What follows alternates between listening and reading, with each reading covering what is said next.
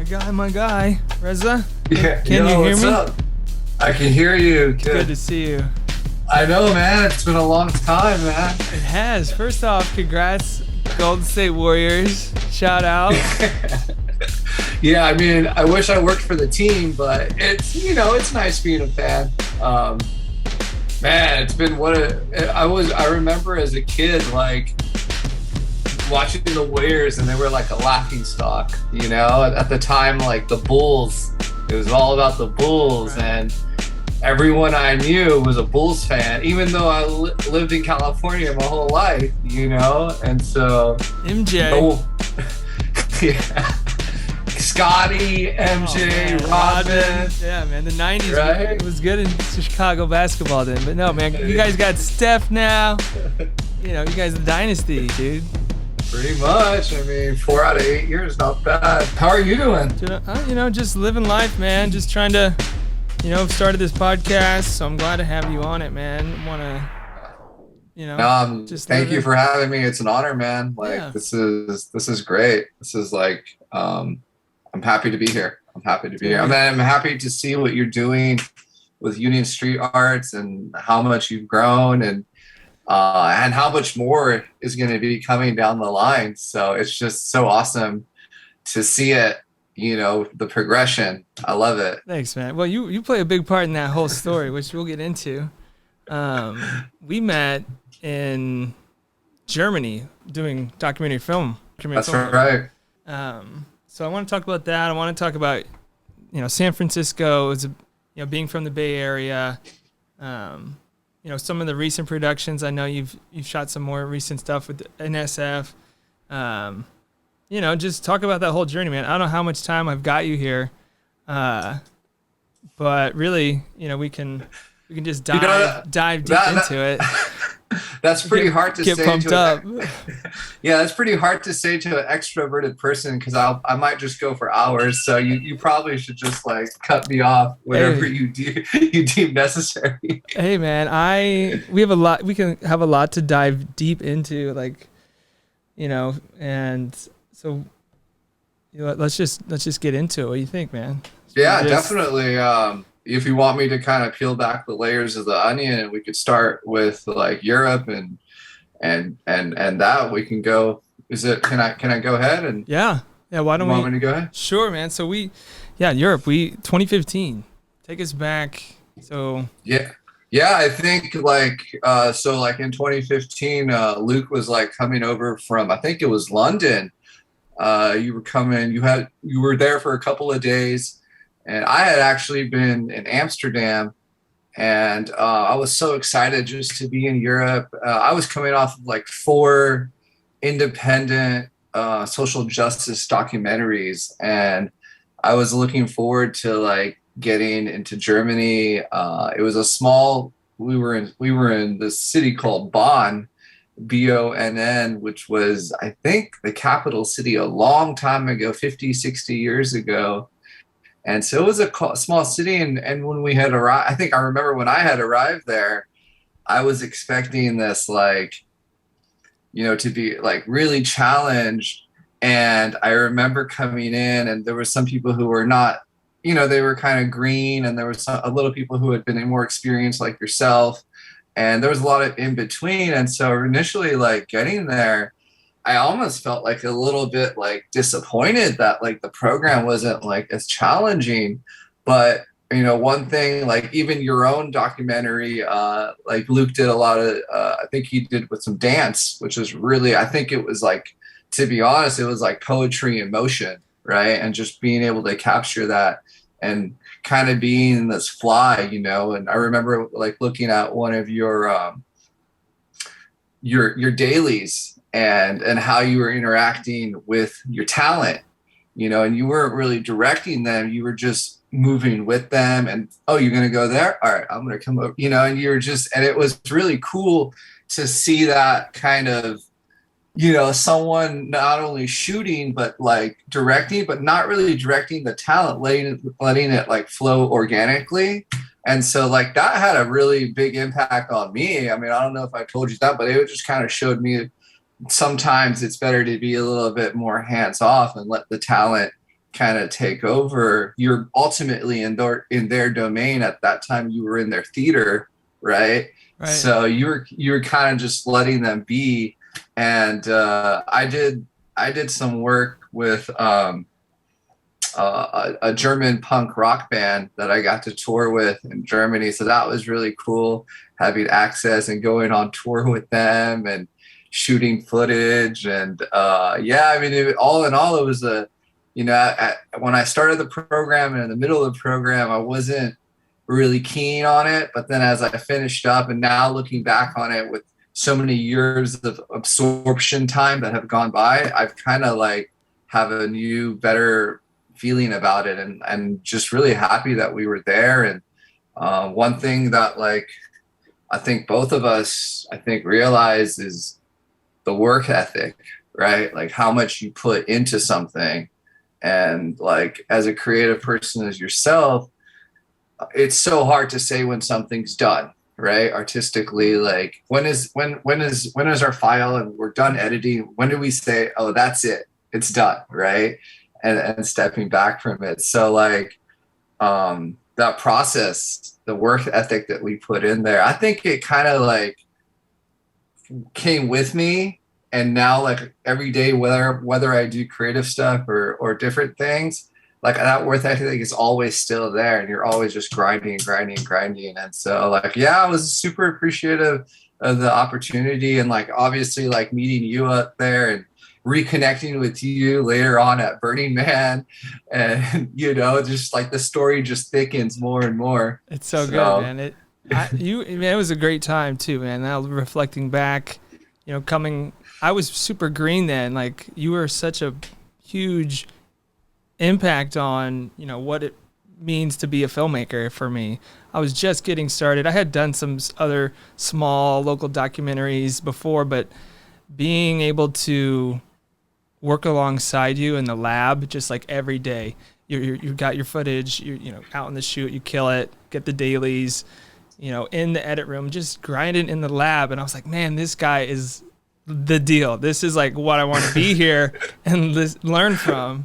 And just like your keen, I don't know, you just have this intuition about you that just has like a mover and a shaker and just like can make things happen and just go for it. And that was huge for me at that time. And I think you're right, man, like learning from that and taking it out from there, that experience really did that for me. So I give you a lot of credit.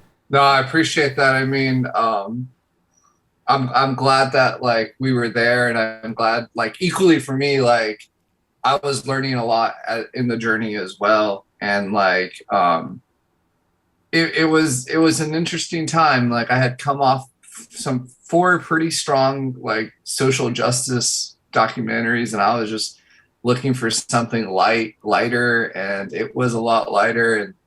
And yeah, I'm really glad for that opportunity, and yeah, just being in the lab like that. I mean, we were there for hours. There's no one. There was no one there. It's just me, you, maybe another person, and it was just. But that's really what it takes, and like I think that's what separates really the people who like want to do it and the really people who just really enjoy doing it and like they want to make it their craft. And like I like going back to like Kobe Bryant. I think he had this quote where he was like, anything you do, you got to spend at least like 10,000 hours doing it. He's like, if you that just as a baseline, you need to spend 10,000 hours, and like after 10,000 hours, you should be pretty good at what you're doing. And so like it comes back like now from that experience, like even today in like my own world, I'm doing a lot more different things. I mean, I'm still doing creative stuff and stuff, but other things like construction and stuff and stuff that I never got into back in 2014, 15. Now I'm renovating apartments and doing these things, and it's like I didn't even know how to pick up a hammer and put a nail into the wall, right? And to come now to like building out a storage unit or building out a whole apartment building, it's like it's crazy, but it's really goes back to what you put into it, right? And so, I mean, I saw you slaving away there and just doing everything that you could do to make your video the best it could be, right? And it was a really good video. It was poetic. I mean, it was beautiful, like poetry in motion, like you capturing the dance, but it's like a visual of the story. It was really cool. I really appreciated it. And Thanks, man. yeah, it was beautiful. I loved it. Got to give credit to the performers themselves, right? I was just there, like you saying, documenting, just trying to figure it out, right? I was just getting different performances, having the camera be a performer itself, in and out. It was definitely broadening my horizons, that whole documentary program. And I have a really good memory of we would ride bikes down the Rhine River.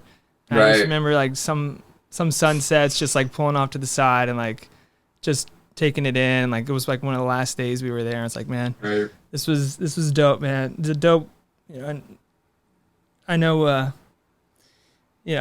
looking back, it's like, wow, that we were pretty lucky to do that then. Absolutely. Like at the time I might have like bitched a lot, but like now I'm so grateful because yeah, you're right. Like the Rhine River is like right there, you're riding your bikes. Oh, we're hot. Let's go put our feet in the water. Let's go for a quick dip. And the ability to do that and the ability where we are, right? Like in a way, everything is temporal, right? And so we can't go back. Like, yeah, me and you could go back to Bonn today, right? But it's not the same experience as what we had that where we were there for 6 weeks. We were in the lab, or we're going to Cologne or something like that. Yeah. And so the time was really cool. And I would, if anyone ever told me, hey, I'm thinking about a program, a documentary program in China or anywhere, just anywhere, I would say, go for it. Go for it. Right? What do you have to lose? What do you have to lose? A couple months, when you're young, and this kind of flows to what I'm like right now. Like I am so thankful. Like I went on those trips. I got to go to Germany. Also, like I did a whole bunch of like Southeast Asia. A little bit later, I think it was like 17, like 1 year later, went in Southeast Asia and like you've been everywhere. I mean, literally the entire globe. Reza, you have been there. I gotta go to Africa. I haven't been to Africa, so I gotta go to Africa. That's definitely on the list. I just did Colombia, but I gotta go. I want to go back to there. That whole Southern America, Latin America. I'm quite embarrassed. I grew up in California my whole life. Like I can't speak too much Spanish. I should speak Spanish. Like I feel like I should speak Spanish. And I want to learn,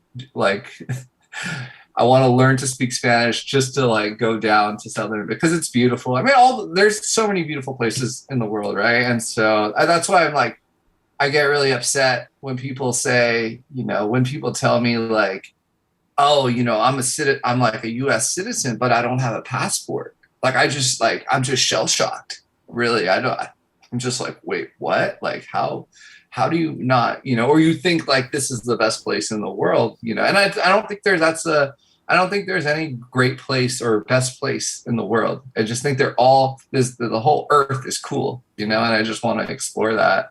So yeah, it was an amazing program and like meeting you and everything that had to do there.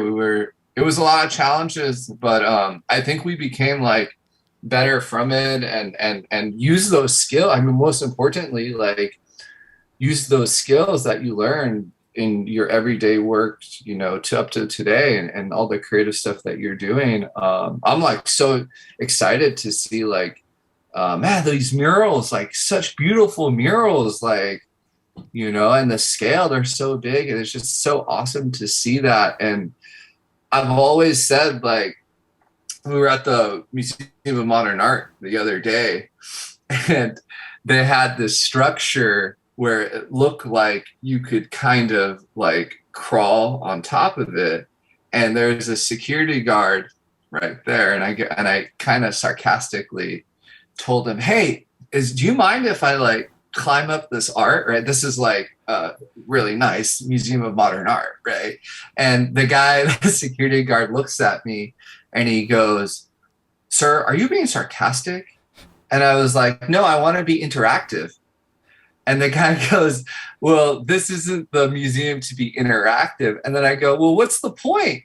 Right? Like, what's the point of it? What's the point of just to look at it? Right. And so, having like coming back to Union Street Arts is like having a mural like that and having it like so big, I think is so awesome because it's like you're interacting with the environment. And for me, like at the end of the day, that's what art is all. I mean, for me, like as much as I love Rembrandts and Monets and Picassos and Pizarros, those are great to look at. But like when something becomes tangible and you're part of the art, I think that is just like, for me, that's like, it's the most like interactive thing. And that's sort of, I mean, that's so poetically put and sort of leads into Burning Man, you know, that interactive art element. Hey, I want to climb this beautiful piece of art. My mind went straight to Burning Man. Right. I mean, you know, you invited me to, and we reconnected a couple years after. It was film program. 18, right? Yes, it was. Yep, 2018. So it was about 3.5 or 3 years from the Bonn, Germany, I guess, huh? Yeah, that's right.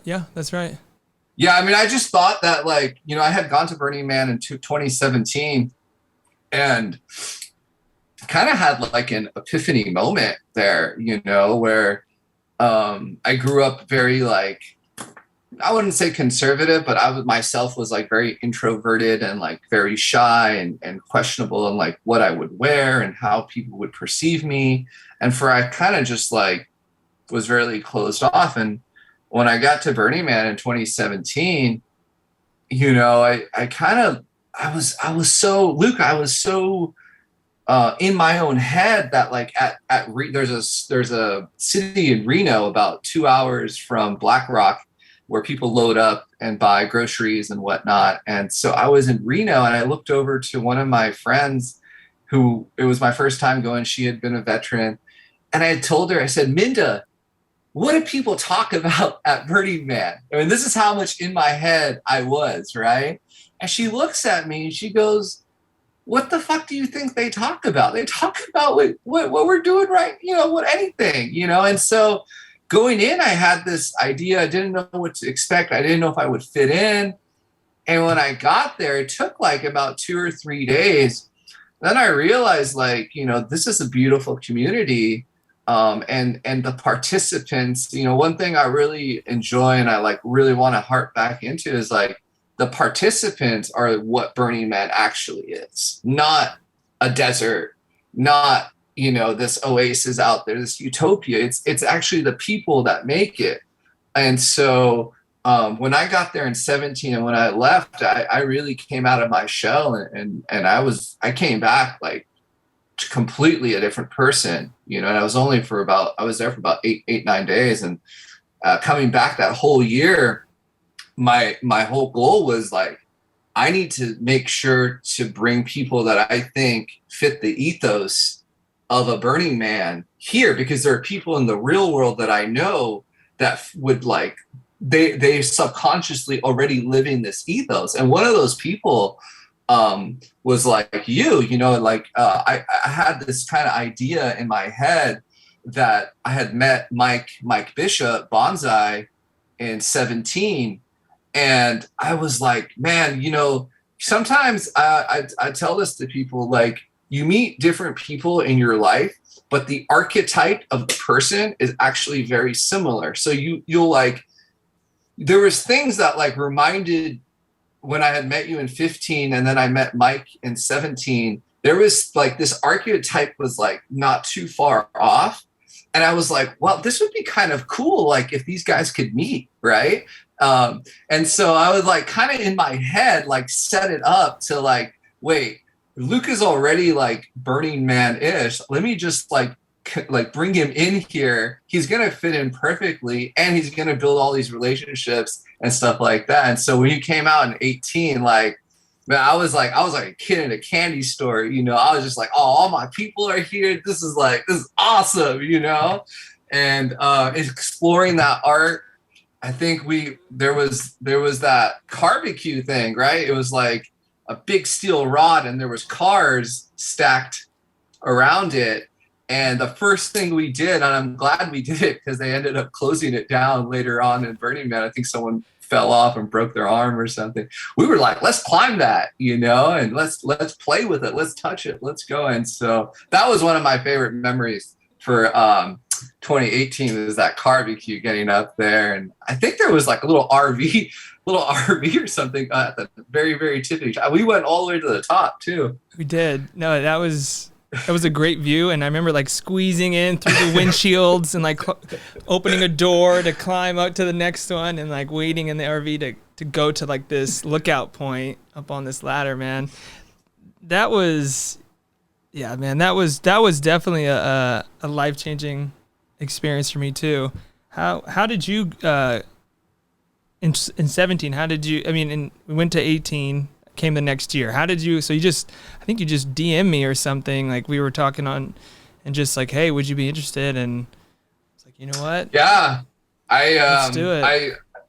I left a good impression in 17 for like the Temple Guardians. Like I wasn't official anything like their cook or anything. I was just someone. Also, like, you know me, like I love to make people food. Like it's just the feeling that when people are eating and they're eating like my food that I made for them, I love that. So I had done some like unofficial stuff in 17, and then in 18, they gave me a little bit more leeway, and they told me that I was going to be the cook. So I said, well, I would like to have some of my people come in to help out. And like, it just so happened that like, you know, I brought you and Alondra, and you know, it was a really cool time. And I think you know, to this day, whenever I talk to Judy, she's like always asking about you and how you're doing. And you know, it's just I feel like we were already close, to be honest. And then like it's like almost we have this like external family. You know, where one of the big things for me, like from 17, that I think I just take into my life every day now is holding a safe space for people, you know, and allowing them to be vulnerable. Because when I was younger, like I really didn't have that space, right? And I didn't really have friends that could hold space for me. And you know, maybe it was machismoism or whatnot. But as I've gotten older, like I feel very in tune with my feelings. I mean, oftentimes if we go out to a nice movie, you might see me crying in the theater, you know, and that's because it's really affecting me, the movie, or some, you know, I don't want to hide my emotions anymore. And so that was a really big thing for me. And then being around people who allow you to do that, who allow that vulnerability and allow that safe space, I think it's just a beautiful wavelength to be part of, you know. And then we have all this amazing art to go look at. It's like it's just a playground, a beautiful playground, you know. You said it. It is about the people, you know, those just being able to meet such amazing, like you said, the wavelengths just match up, and you find that right vibe. And you know, just I feel so fortunate to have been able to be a part of that one in 18. And you know, I just want to thank you for, you know, bringing me into that. No worries, man. I think like just you yourself, you are the ethos, you know, of that. You know, whether Burning Man was ever around or not, it doesn't really matter. What really matters is like you already had that inside of you, right? So that's the most important thing. Like at one day, like they might say, oh, the BLM land never wants to rent out to Burning Man, right? And does that really stop our gratitude, our love, our empathy? No, it doesn't, right? If anything, I would want to share that with the world even more, right? So like I think it's really, like you said, like the people and and just as a testament to like who you are as a person, I think so. And like how you were raised, like that's just, you just naturally had that, right? Like people like you, people like Mike, they just naturally have that, which is beautiful. Like people like me didn't have that when I was younger. So I had to kind of like formulate and find it, and I'm glad I finally did. I feel like it's just now I feel like a lot of my younger years was more, I would say, capitalistic in a way, like try to build like, whether it's through like to money or something, but now as I've kind of got older, it's kind of been like, oh, what can I do to my own community, to my own city, right? And for you, like you're doing that right now, like currently with Union Street Arts, right? And that's like a testament to who you are as a person. It's really cool. I think it's providing the community with art. How cool is that? Well, I'll never forget you. It's been lucky, and we've had again people. It's not just me. It's like a whole community here of people that like mind and want to see it. This vision. Of what could be. And I remember I was living in Denver in 18 at the time and was unable to go back to Burning Man in 19. I came back here to Illinois, and I remember we were talking like, man, I'm so bummed I'm not going to make it in La Playa this year.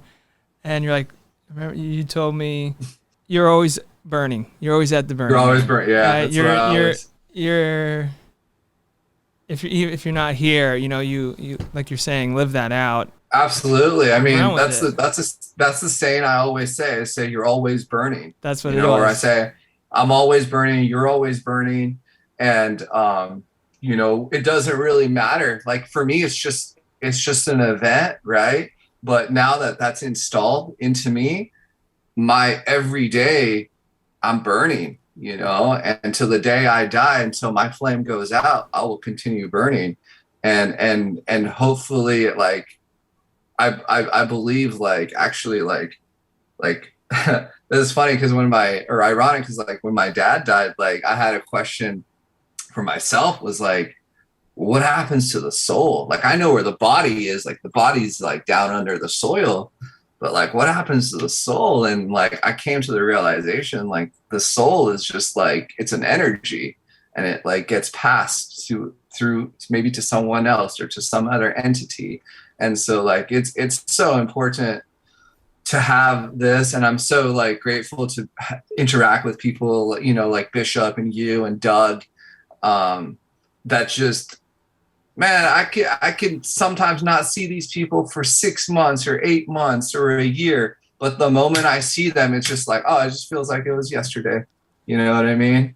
And like, I'm so grateful. I'm so grateful for the community, and I just want to keep it going. Like, I wanted to actually ask you, like, are you coming to the burn?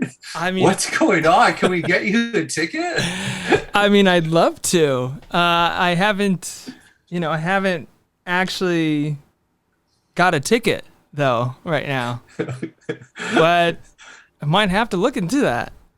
Yeah, I think it would be cool, and maybe to, there's a saying that we always say. We say the playa always provides some way, somehow. So, I think maybe we'll see what happens. I know you're always a little bit late bloomer on everything. So, right. But yeah, I'm in the Midwest here. We would love to have you out there. I mean, your spot is always available for you to come. That'd be great, man. Well, we'll see, I hope to, but again, I'm always burning, and when the time's right, the playa will provide, and whenever, hopefully that will be sooner than later, but yeah, and just out in the dust once again, burning. To me it almost felt like the pinnacle. I'm like, this is like what it means to be human, to be here right now, like doing this, experiencing this. I mean, like it's just the pinnacle for me in that moment. And from every spectrum, from having fun, right? Of course, right? It's the burn. You're gonna have fun, but the other side of that coin too, like mourning, remorse, being, exposed to the temple. I didn't know that was a thing there. Going you could hear it. You can like hear a pin drop, right? When you walk in there, it's just the energy levels, like you hear all this loud music and you get into the temple and it becomes really somber, and it's the whole feeling just completely changed, and just maybe a couple hundred yards the other way there's a huge party, but now it's like totally different level. Temple, yeah. Did you want to talk a little bit about the temple? Well, we can, sure. I mean, let's do it. I left something there, people, and that's what people, you said it before, people were holding space for that there. Do you want to elaborate on that?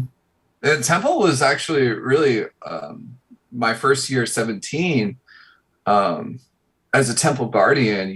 One of your roles when we camp together, we camp with the temple guardians, and as a temple guardian, one of the things is the first and most important thing is holding space for people. But I really didn't really understand what that meant my first year. I was just getting my bearings straight when I got to Burning Man, and all of a sudden they're like, "Hey, you're a temple guardian, right?"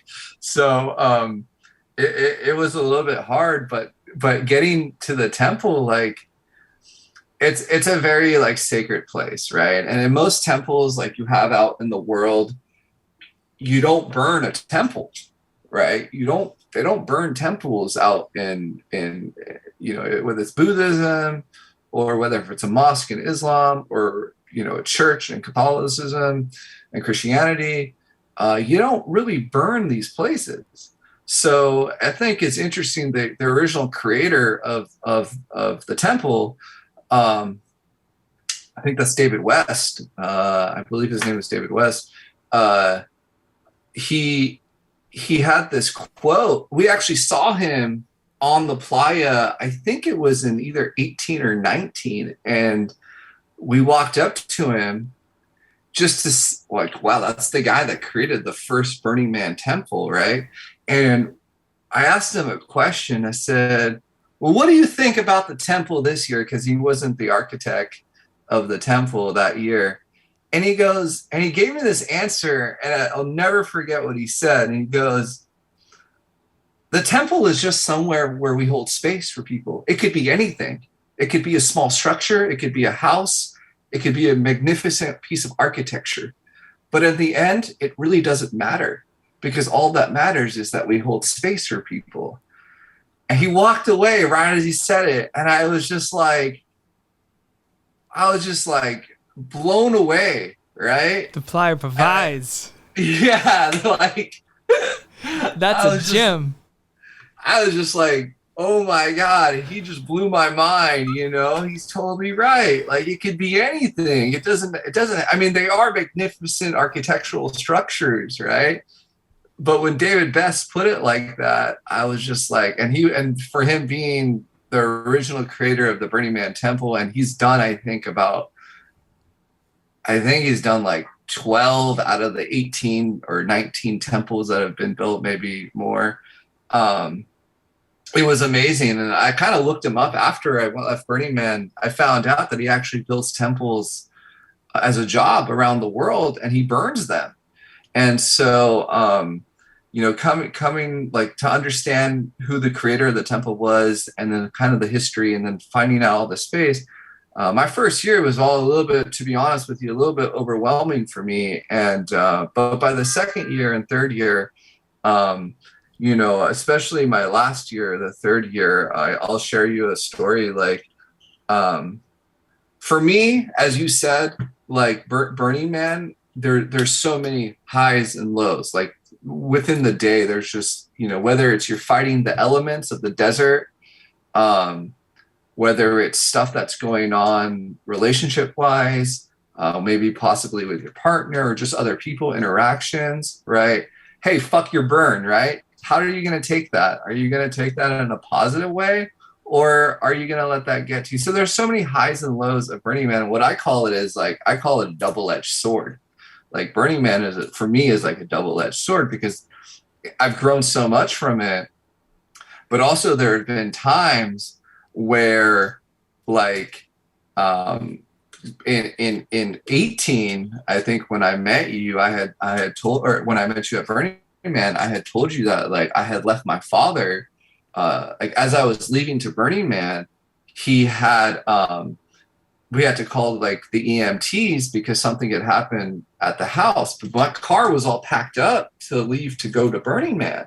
But here is now the ambulance and they're putting my father into the ambulance and my car is loaded up to go to Burning Man. And now I'm following the ambulance and it veers off to the left on the freeway. And I have a decision to make. Like, do I follow him to the hospital or do I like veer right and go to Burning Man? And I didn't know. It could have been like a small thing or it could have been a big thing. And so like I decided to go right. You know, I tell the story to so many people and they say, well, how could you go right?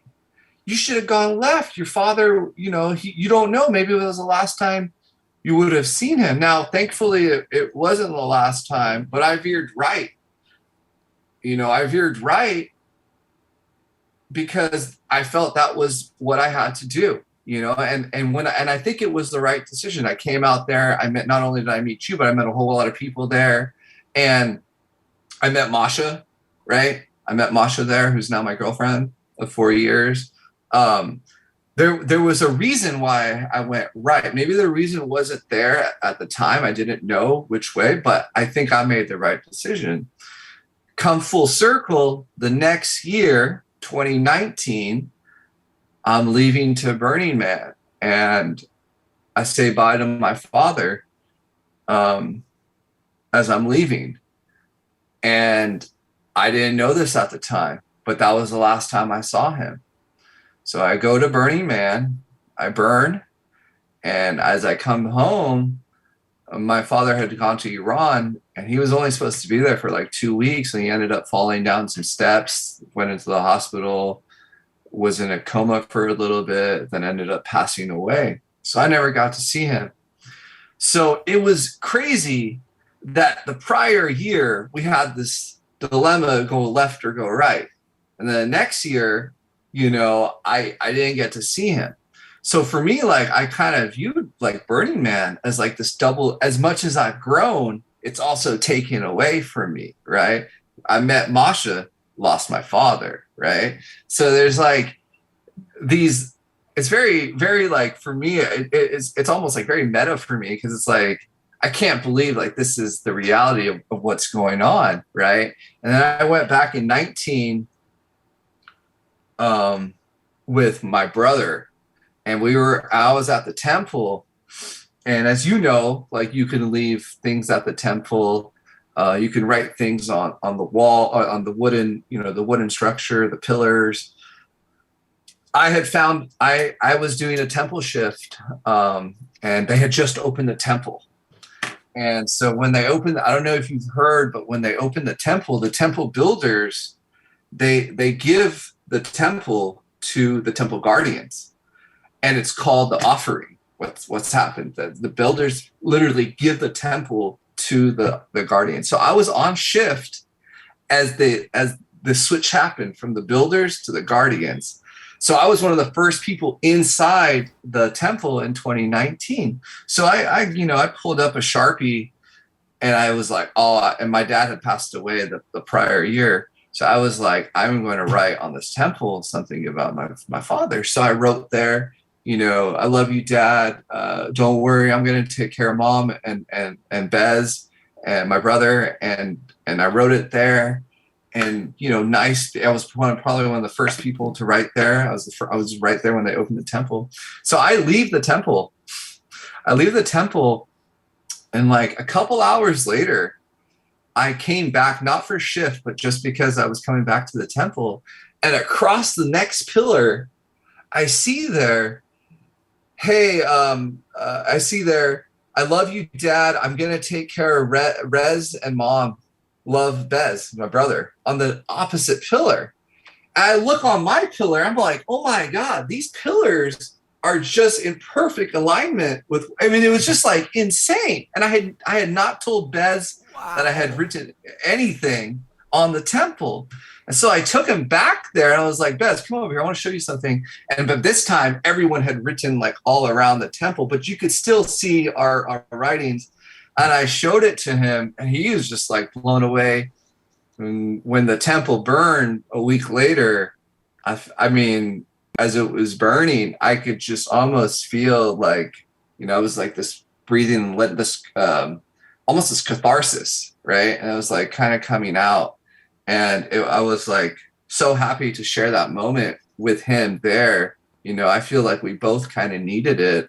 And the temple kind of provided that safe space for us because maybe we would have trouble talking about it or something, you know? And so it was just one of those stories, one of those Burning Man stories that I'm sure that we've all heard, but always good to get back to.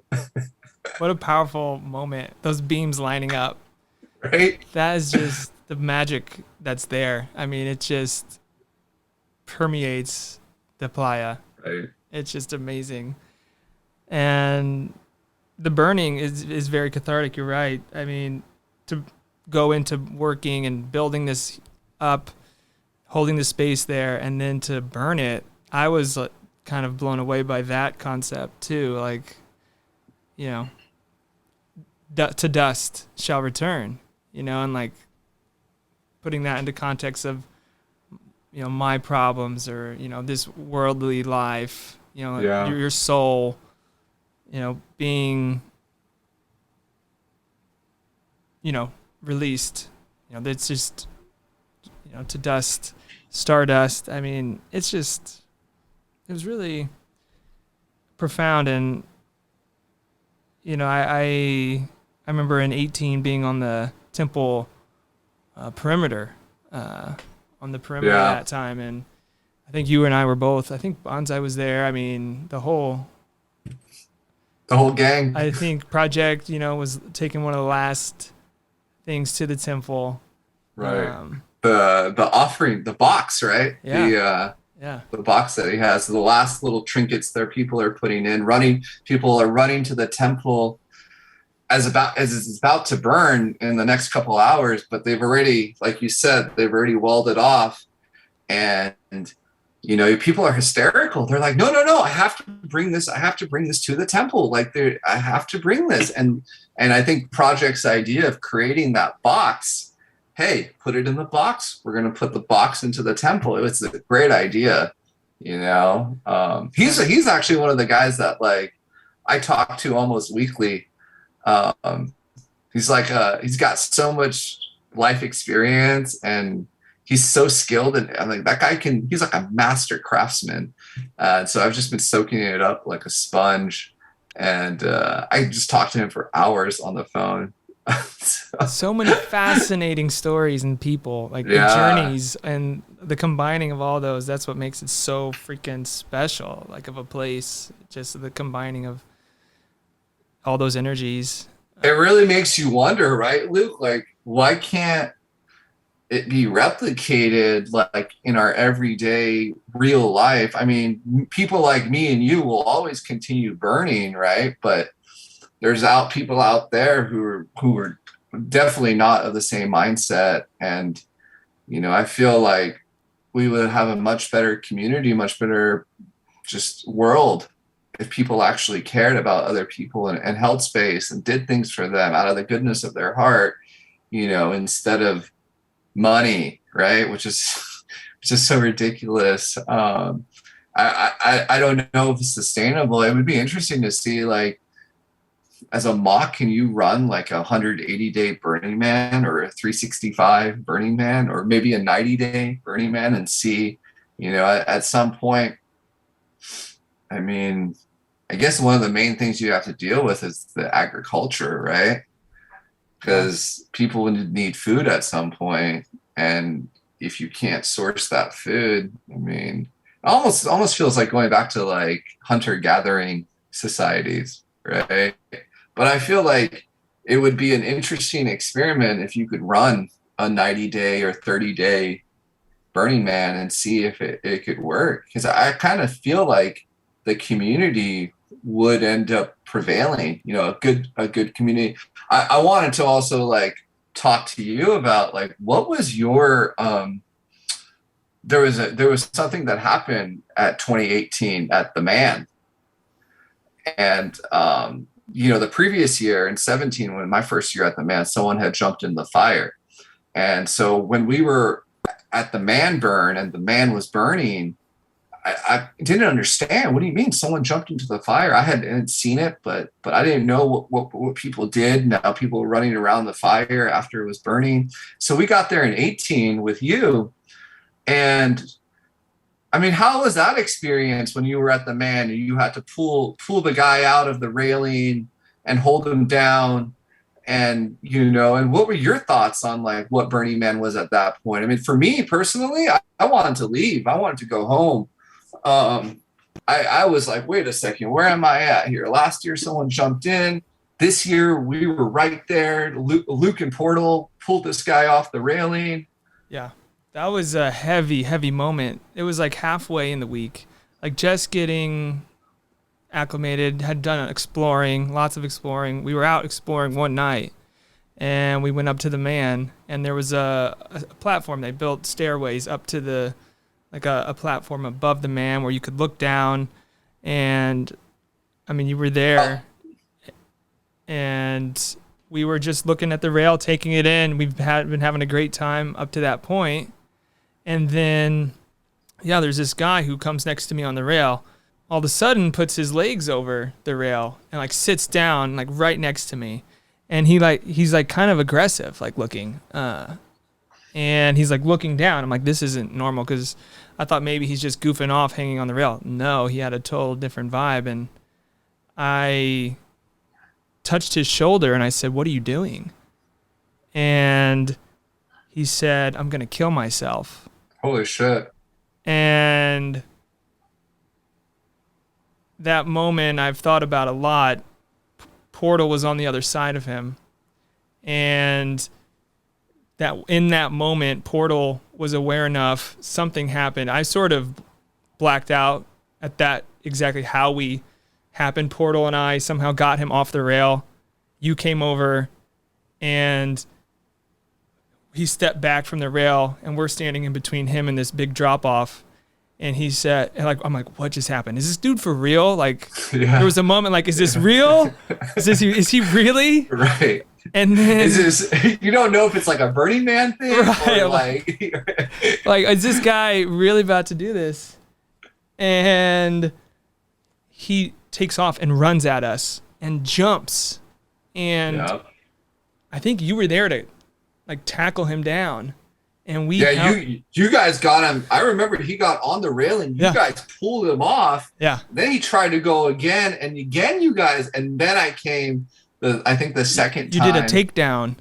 I took him down, And then you guys just got on, like, because I had him down in a really good lock, but he was getting like, you guys jumped on top of him, and he was still like, I'm holding him, but he was getting out. He was out of control. His legs were kicking. I remember holding his legs, and I'm riding these legs, and it was 3 of us on him, and we just had to hold him. We had literally had to hold that space, like on top of this dude, right? That was having the worst day, right? And we were there. We were holding him for a little bit. I think it was at least like 20 minutes. Oh, it was definitely. Because I remember the Burning Man Rangers and like law enforcement came, but like we were still, for some reason, they didn't like, we were still on the ground and we were still holding him. Like, we're like, can we go? Like, Reza's been on this guy's back for a half hour. Like, I'm still like, what is going on? Like, I'm still holding him here. Yeah, finally I was just like, this is just too. We got to get out of here, bro. I remember you're like, it transferred over and they took him away. Yeah. Eventually. they put him into like the ambulance, and then he was gone. And I think his wife or girlfriend was like somewhere around, and he was obviously like on some substances that was probably put him in a bad headspace, you know. And those are, you know, honestly, like those are the double-edged swords, right?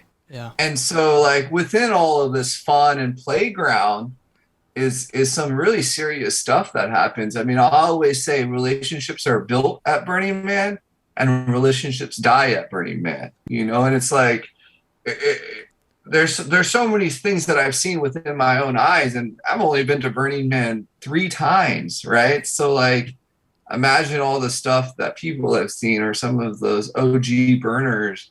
And yeah, but there's a reason why we keep going, right? Or there's a reason why that mentality stuck with us. I think that the greater good outweighs the bad ultimately. And I think you're right. you know, what an experience. I mean, you guys, I think, even though I was me that was holding him down and locking him, I actually like a lot, like I always to this day like credit you guys for having the, especially I think you were the one that first, like I remember him jump up and then you just pulled him down off that railing, and I didn't even know what was going. I was looking at you guys like, what is going on here? But you guys had the awareness to be like, no, you're not doing not today, not on our watch, you know. And that was like, I was just blessed that you guys did that, you know. And well, of I mean, course, I don't even know if I would be at Burning Man if I had seen that happen and what happened the prior year. You know, I might have just packed it up and left. I remember you telling me the story of the year prior about that tragedy, and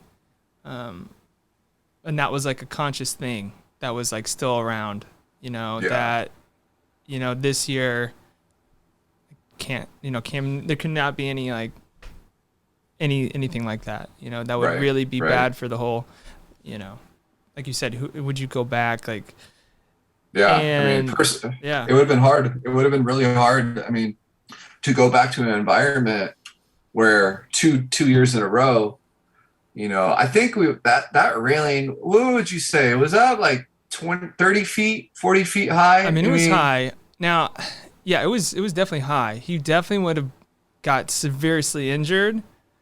Now, would he have died? Yeah. If he would have dove into his head, which he tried. He was going to go like this. He was going to, the second time, he dove. Yeah. So, I mean, it could have happened. It definitely was right, literally on the edge. And that sort of shifted. And it did. Yeah, it shifted the whole rest of the time there. And I was dealing, you said it, you know, with, you know, relationships start at Burning Man, and relationships end.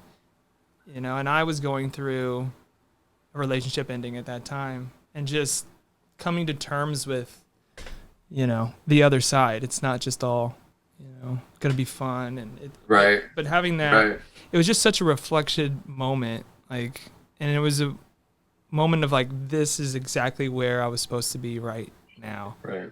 You know, it's almost this feeling of like exactly what you said, like it's the pinnacle, right? And then you kind of know, yep, I'm supposed to be here right now. This is the way it's supposed to be. And it's just, it all comes like organically. And this is like sometimes when, I'm sure this has happened to you, when you start, you know, your friend or someone, family member, hey, Luke, how was Burning Man? Or tell me about Burning. And then I could just go for hours. Like I could just talk for hours because there's so much to talk about, right? So much there. And people just don't, until you're exposed to that, you have no perception of like how, you know, complex and like how much is there to dig into, and how many stories. Like you said, that was 1 year for me, like my first year ever, my virgin burn. which is I think honestly, and this kind of leads me to this year, like I think the virgin burn is like the best burn. I really do. Like when I went in 17 not by myself, but my journey was pretty much by myself. And in that year, I would just remember, Luke, going to so many workshops that I had no, like, workshops that I don't even like, normally I would never go like this. I went to a workshop about like composting, like how we could better compost. And in my life, I never like, I mean, I recycle, I put stuff in the compost, right? But like, I don't go and build like a compost bin in my yard and put cockroaches in it so they could eat. And so I went to every type of workshop that I just was like, you know what? Yeah, I'm going to go to this thing, And so 17 for me was like a great year where I didn't have a girlfriend. I didn't really have a significant other or partner. And I was just trying to find my bearings. And so I was just exploring, like just organically, naturally exploring things. And I think a little bit in 18 and especially 19, like 18 was like the group burn for me. Like I wanted to be around like all my friends and do things, activity. Guardians, I remember saying like, Guardians, roll out. Everyone's on their bike. We're all like rolling out together. It's just like, it was really cool. It's one of my favorite memories is like the looking back on the bike, and there's the whole gang. Cruising. Just like we got music, everyone's just like going, get to the next installation. Oh, let's climb that, let's touch that, let's play with it, right? And that what we were talking about earlier, that interaction, that kind of led me. Actually, I built a piece. Me and Mike did a piece in 2019, the Call to Catharsis, which we were inspired by this guy in Japan who, after the tsunami, I think it was 2010 or 2009, the tsunami wiped out a lot of this part of Japan. And this guy in this village decided to put a phone booth in the middle of his yard because like 90% of his village had been knocked out.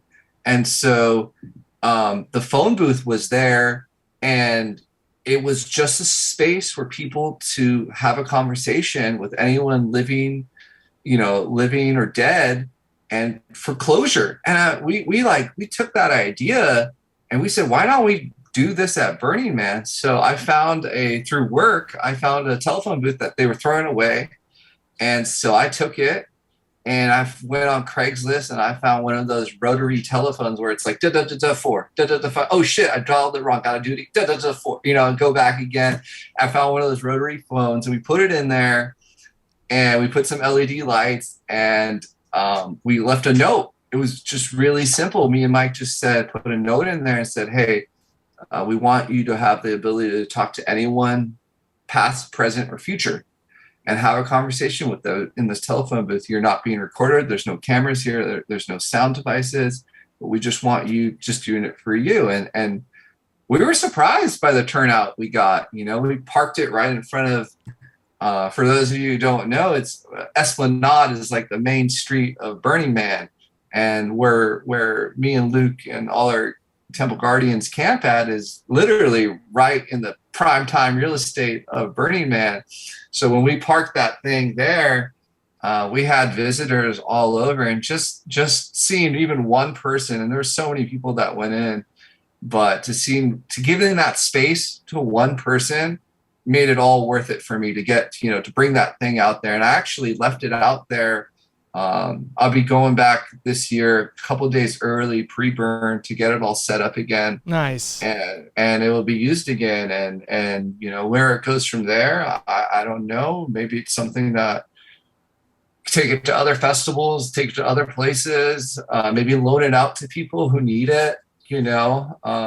It might be mine and Mike's, but is it really mine? It's the community, right? So it was an amazing experience to build something for them to interact with, and kind of the stuff you're doing right now. I mean, people are interacting with all the people that you're working with, and all the hard work everyone at Union Street Arts is doing.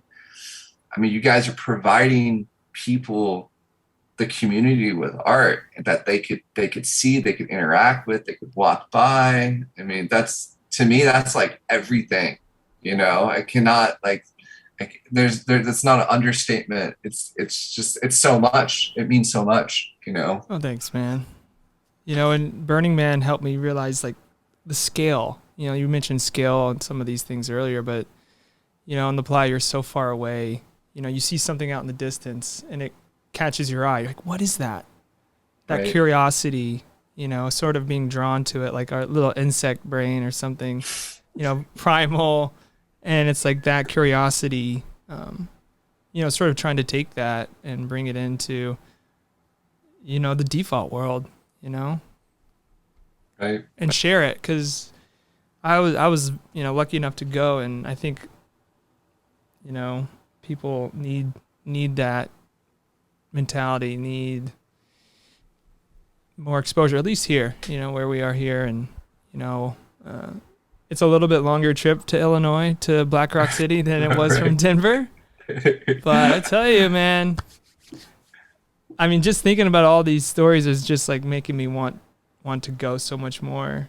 Yeah, it's just like conjuring up all these, I know, like speaking it into existence. oh, we would love to have you. I mean, I'm sure, like, I know tickets this year were a little bit very difficult. Like, to be honest with you, I didn't even, I had like a really bad back injury this year, and I was like out of work for like, I couldn't even walk for 3 months. Oh no. And I was out of work for 7 months, and I didn't even know that there was like a general sale. Like usually there's a general Burning Man sale. I had completely missed the sale, and I had applied for the low income ticket. And usually I would never do that, but since I pretty much MIA for 7 months, in the application I had wrote about the call to Catharsis, about my time with the Temple Guardians, and I had heard a lot of people get denied, so I was a little bit scared, like, oh, am I going to get accepted? I kind of was like, you know what? I was like, Luke, if I get denied, it's all good. Like, it's not my year, I'm not going to go. That's okay. I'm actually like planning to go to Europe after Burning Man, but I just told myself, oh, I'll just like do something else, right? And it just happened that like I got the ticket, and it all worked out. But I do feel like it's still not too late for anyone, because there's going to be probably a lot of cancellations near the event itself, and like to keep an eye on the lookout for tickets. Just, man, those ticket prices like keep going up and up, and Yeah. like the vehicle passes are like, I think they're like $180, and Wow. it's just crazy how much expensive it's got. And I haven't gone to Burning Man. I guess there was 2 burns with the pandemic. I didn't go to them because of my back. The last one I wanted to go, but I couldn't. Yeah, coming back to that back injury, like it was so, I mean, it's still like somewhat part, I don't have pain, but I'm limited kind of, and it's crazy to think, man, at 34 years old, like you're having these issues when I never thought I would, and in a way, with everything that's going, I'm sure like you've seen like how the market is, the stock market and the crypto market, and Oh man. Brutal. yeah, it's brutal. And like, I think we've talked off about that privately here recently, the crypto market and just the whole market in general, the next like 2 years, oh yeah, like it's not in a really good space, and everything that's just been going on. So in a way, like, while everything has been really bad, and in that term, like, it actually has been really humbling in a way. It's like almost for me, it's like, okay, man, like you've done some mistakes, you've done some bad investments, but like ultimately, like, and this is where I want to bring it back to, is like, believe in your brand, right? This is what I always tell myself, like, believe in your brand, because like there's a reason you or me are doing what we're doing today, right? It's like we didn't just get here by luck. It wasn't just luck that did it. It was skill, it was experience, it was perseverance, right? it's basically, I always, there's a couple mantras that I always like in my head. I always tell myself. One is like refuse to lose. Like I refuse to lose. Right. Second, like believe in your brand. Like always believe in your brand, no matter what anyone tells you. Like there's a reason why you're here at this point today. And another, the third one is manifest your destiny. Right. Build it in your brain and like play it out and manifest that, make it tangible, like touch it, be able to touch it. And like those three mantras, like a lot of people will tell me even today, they're like, oh, Rez, like what's going on? Like I just did this 6-month contract with CBS for the show called Destination San Francisco, which was a great project, and I had an amazing time knocking off a little bit of that rust it had been a couple of years since I had done video work, but doing it, I realized, wow, like this is what I really love doing, like directing and producing.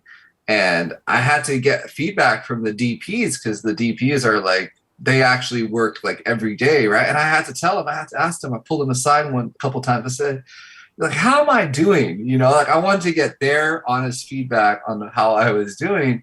And they're like, yeah, man, you're killing it, dude. Like you're like, you seem very like natural in this. And I was like, and I kind of went back to like, how did I get to this place? Right. How did I get to this place? And I went back and I like peeled it back, and like literally every step, whether it was Burning Man, whether it was TaskRabbit, whether it was my car dealership, whether it was Germany, whether it was film school, they had all been leading up to this point. Right. And so like, I feel like for people to say something, oh, what are you doing? Is it profitable? That's all noise, in my opinion. When you really like believe in yourself, to me, that's like everything. Like I would rather have someone believe in themselves than like flame out and do something good for a little bit and then just leave, right? Because that's just, you're being organic, authentic to yourself, and you're really just doing it because that's who you are. And so for me, it's like I feel a lot of people sell themselves short, don't believe in themselves, and then they get stuck like in the system, which is really unfortunate, because as like the American dream, right? It's what you make of it. And if you don't reach big, if you don't reach for the stars, like you can be left with like this very like linear life, right? And I think people like you and me, like we want to always like move up that ladder, right? Wherever that is. We don't even know where it reaches, but for me, I don't even care what the end goal is. I love the process, right? The process for me is like way more important than the end goal, whatever that is, right? It's like the process is actually what keeps me going, right? And I build up my skills, I build up my experience. So it's been a very humbling experience to kind of like, for me, the last couple of years, the last year has been really tough and financially and stuff, and also with like medically, but also like, what about all those skills I learned? And what about like how much I believe in myself? That will never leave, right? So now it's just like reinforce that, bring that back in. And I really hope to like do more video stuff. I'm actually like applying now to do more like media content stuff and creation and producing and first ADing and directing. It's a competitive field out there, as you know, but I love working with people, man. That's like, at the end of the day, that's what it is. You're right. And you got to block out the noise of you doubting yourself. Those are just, lies that maybe you've been told or society will tell you, or you just come from who knows where. And you really other people's insecurities. Right. Right. And there's a phrase, the process is the purpose. Right. And just that pursuit and just learning. If you have an open mind, you want to learn and grow, and you have the right intent, I think that will happen. I think that there's so much amazing possibilities. You're right. This uncertain time, the cost, the last year, the economy and uncertainty has definitely been the way of life the past couple years.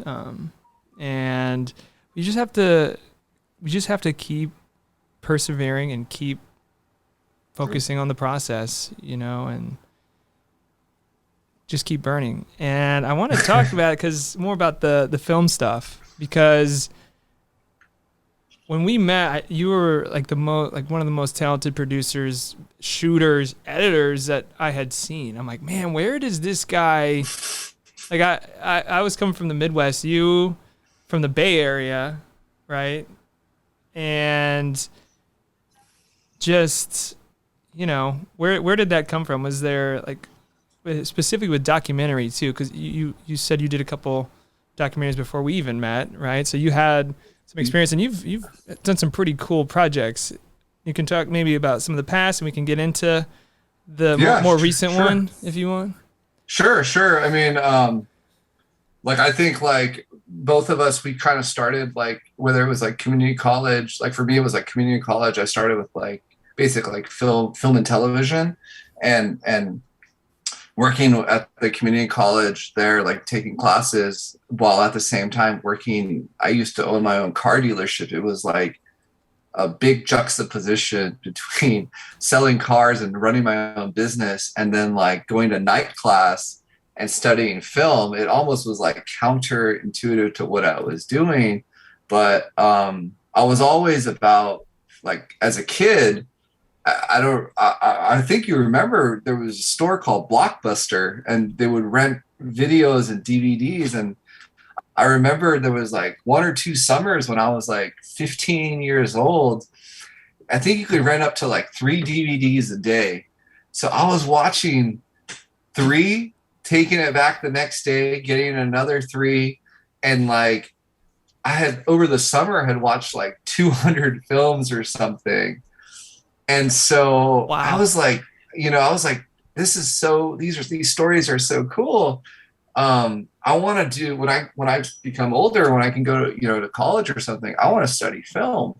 So I started doing the film at like community college production, and they were like really bad movies that I was making, short films, and not that good. And I wasn't really that serious because I was also working.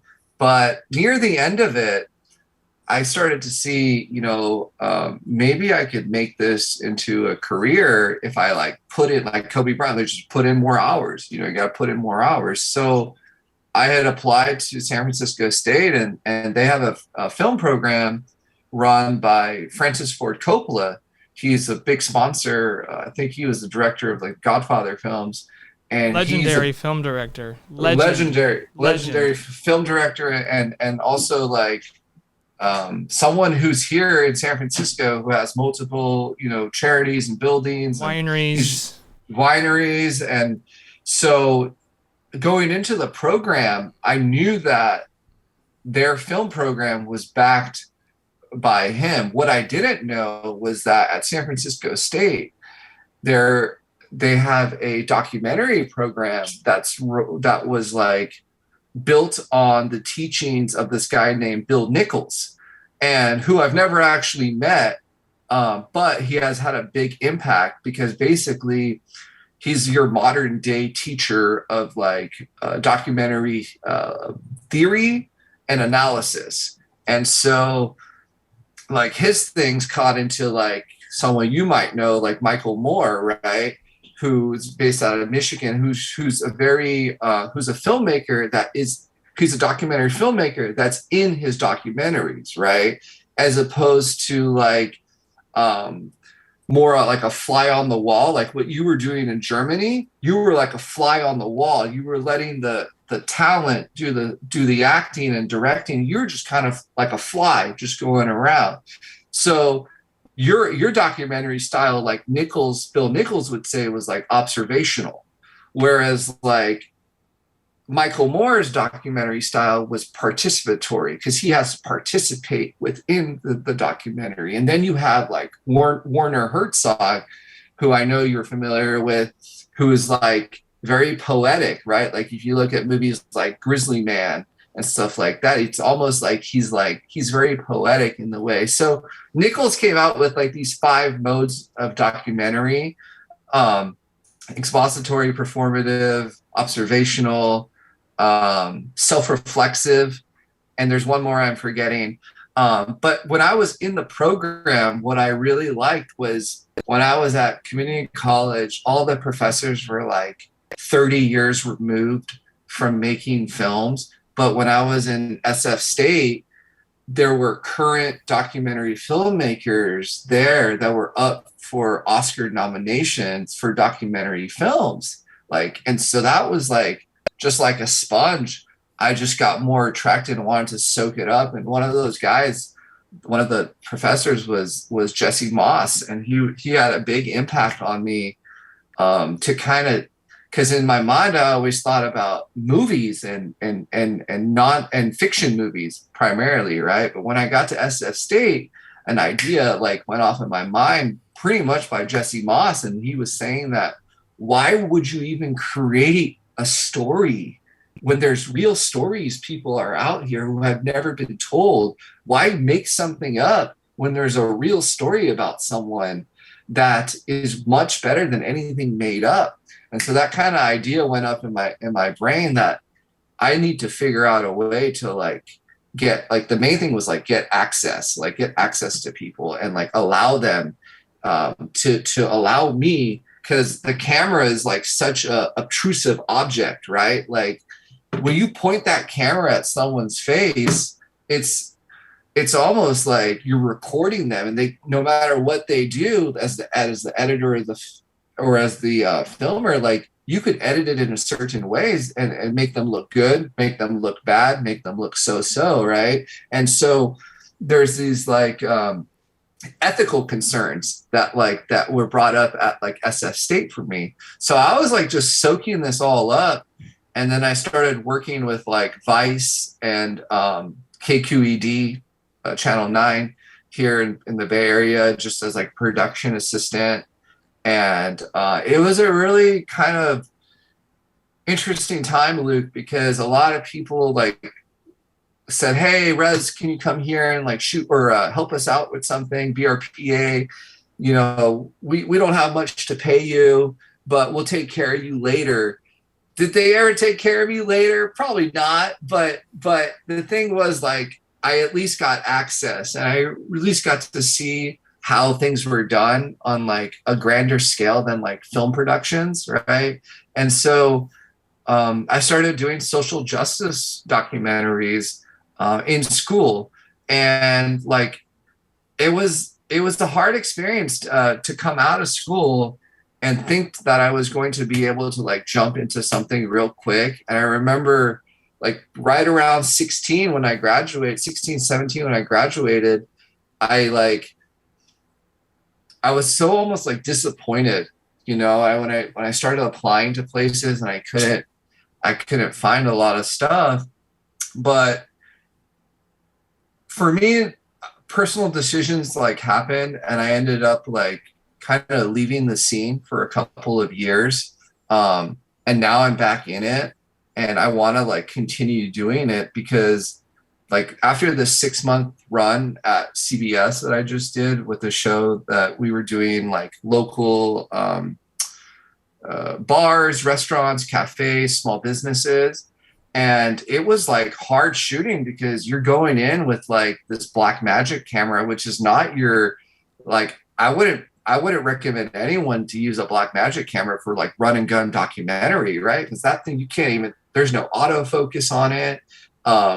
The production gave us photography tripods instead of videography tripods. So there was just all these kitchens in San Francisco. These kitchens are like so small. And, you know, I was hired as like a producer for that project and ended up becoming like the infield director.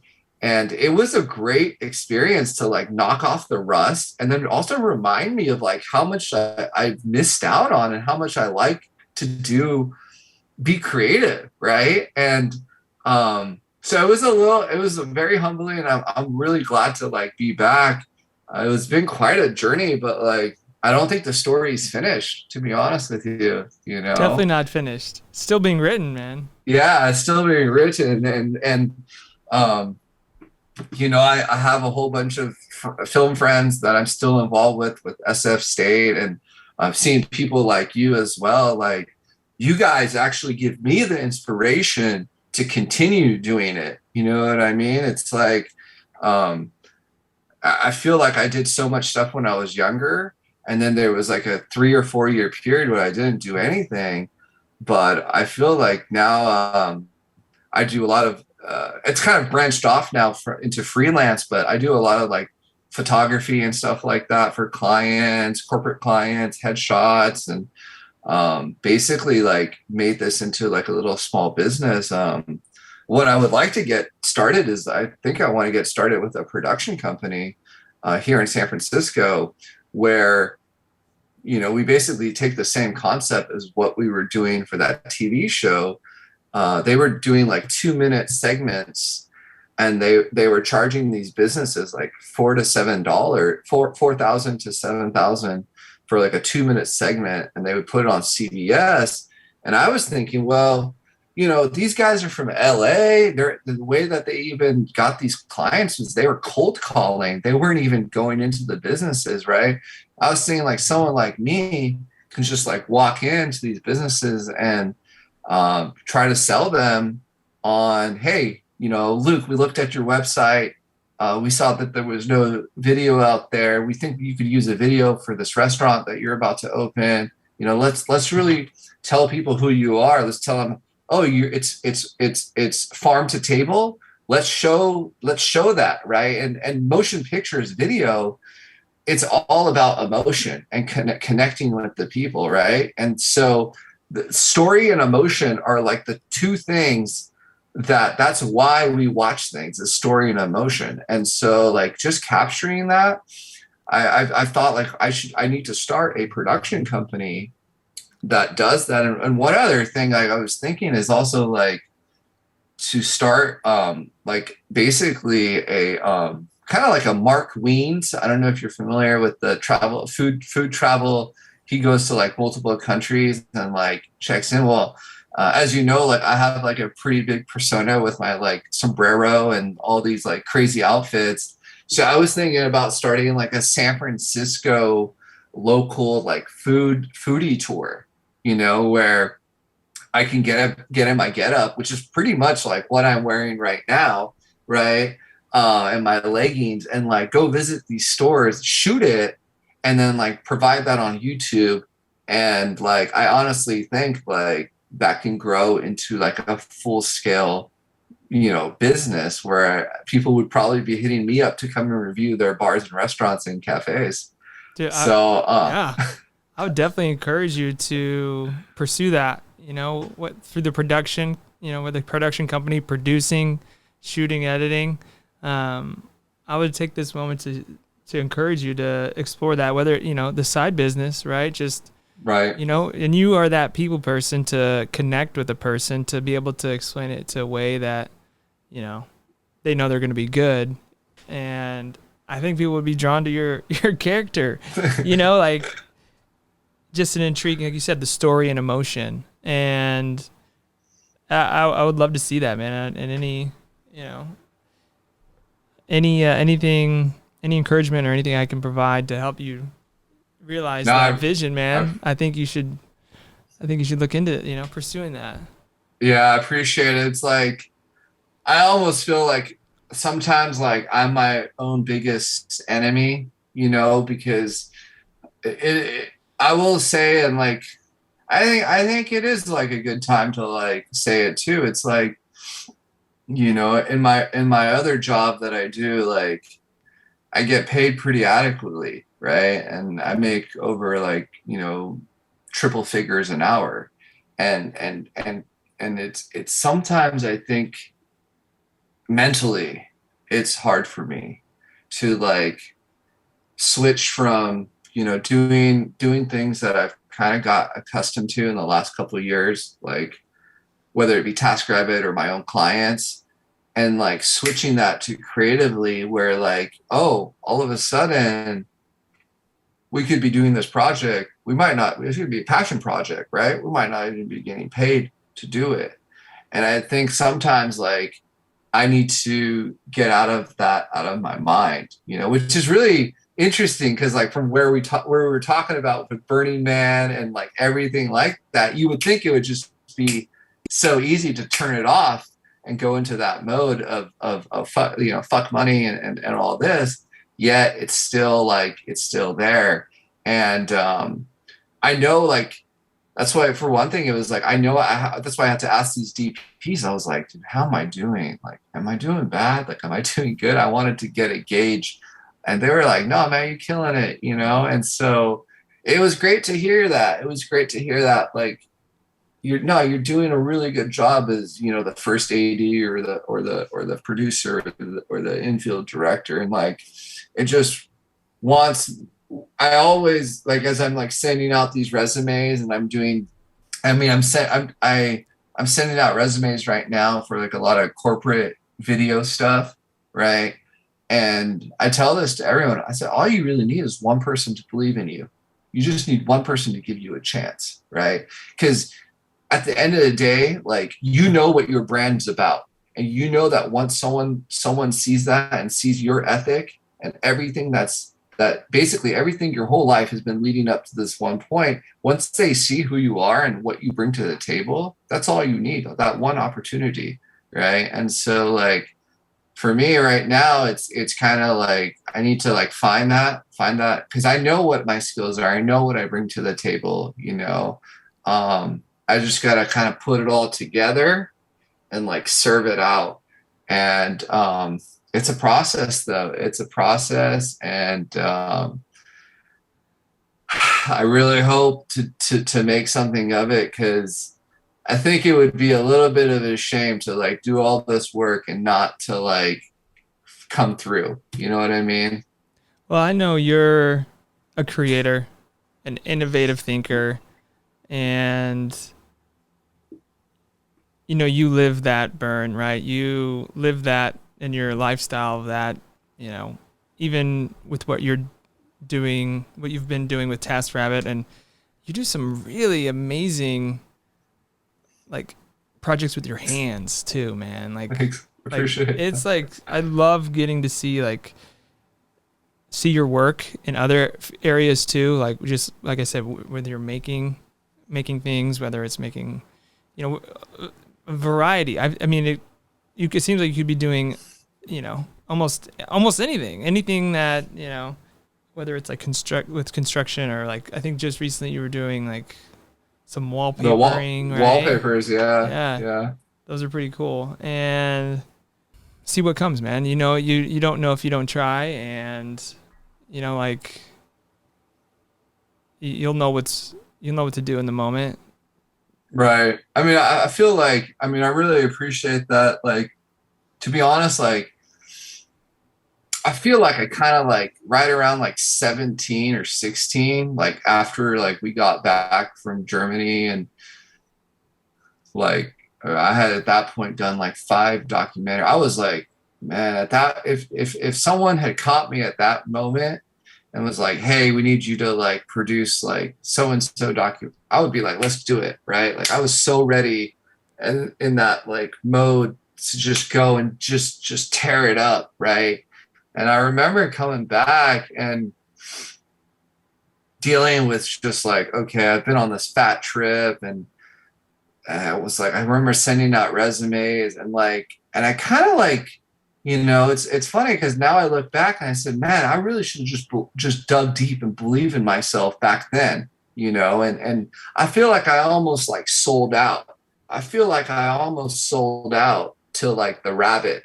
I almost feel like I sold out to capitalism, you know, and like, it bothers me. It bothers me today.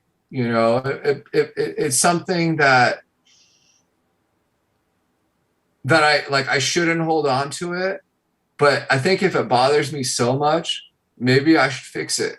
Maybe I should get back into being creative. You know what I mean? And it's like, a Destination San Francisco kind of provided that. It was nice. to like work like 6 months, and not only just work, like for me it's like, well, what's the impact, right? Like whatever I do, like I'm always concerned about what's my impact, like, and to work in a field where like I love food, to work in a field where like I was actually having an impact on the local community, and like that show was ended up being like, you know, on CBS here that people could watch and go to. And you know, I was doing second camera, second AC, and also producing, and also my fingerprints were like all over it, you know. And to like, just like how y'all doing, like y'all rep your city, right? And so like you want to rep your city. You don't want some like fat cats from LA to do it, right? You want, if the show is called Destination San Francisco, at the end of the day, like you want to do a good job no matter how much you're getting paid. And that was the thing with me. It was like I was getting paid pennies to what I was getting paid doing my own stuff, but I did it because like I wanted to prove it to myself. I wanted to make sure that I believed in my own brand, you know. And like I'm really glad it turned out the way it did. And you know, the show's still showing on CBS right now, and I get people all the time that are like, hey, we just saw your show, you know. And That's so like cool. yeah, it's like it was an amazing feeling to like not be in the space for like 4, 5, 6 years, and then all of a sudden jump on, and then like now it's something that's like people can watch, and they can go to those restaurants, and they go to those cafes, and they go to those bars, and they like, I've like highlighted things that they should get. And like I love that impact, right? And so sometimes like I think, especially with documentary stuff, it's like really important to think about impact. Like I remember years ago watching a movie. I think it was, maybe Luke, maybe you remember the title of the film. It was about those orca whales, like at SeaWorld. Is it Bluefish? Was a bluefish, right? Was that it? Let's see. Something like that. It was something like that. Yeah, and I remember like Blackfish. That's what it was called. Blackfish. I remember like watching that documentary and like thinking about impact, and like how is it like how can you measure the impact and quantify it? And I was like, these people, these directors of this documentary, like they maybe didn't make a lot of money from that film, right? But they like changed the whole public perception of like SeaWorld, right? As a kid, my parents would take me to SeaWorld. I would take my cousins. The whales were there. You know, you're like, oh, this is so cool, right? And then you watch the documentary and you find out, oh, the trainer got eaten by the orca, which was there for you know, I think 15 to 20 years. They were like abusing this orca. Imagine orca in this small pool, right? Finally, you're gonna snap, right? And so watching that, it just showed me like impact. Like these directors had impact way more than money. They changed the whole perception of what SeaWorld is. And so like I think like it's important, like what you're doing is like, what's the impact? Forget the money. It's like, what's the impact that you could have, right? And how can that be used to your greater good? That's really well said, and that's the power of documentary filmmaking, that story that can connect. You know, I was vegetarian after seeing a movie about, you know, mass consumption meat, you know, here in the US. And I was a vegetarian for a long time, and, you know, for 5 years or whatever. And it was when I was younger, and it did have that impact. But, you know, selling out, we all have to live, man. We all have to eat. You know, we love food. We want to travel. We want to experience.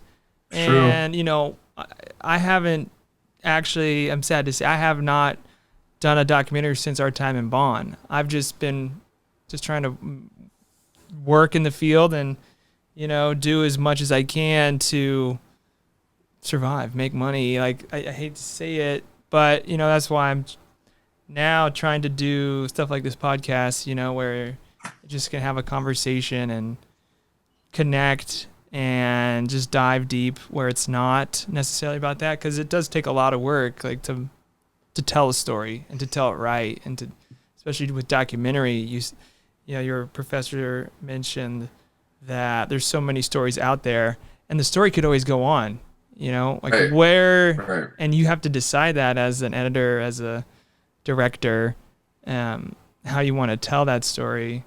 But, you know, selling out, man, we live in capitalist society, you know, and and that goes against one of the pillars of principles of Burning Man, you know, the demonetization, right? Where it takes it out of the element. And I think that's one of the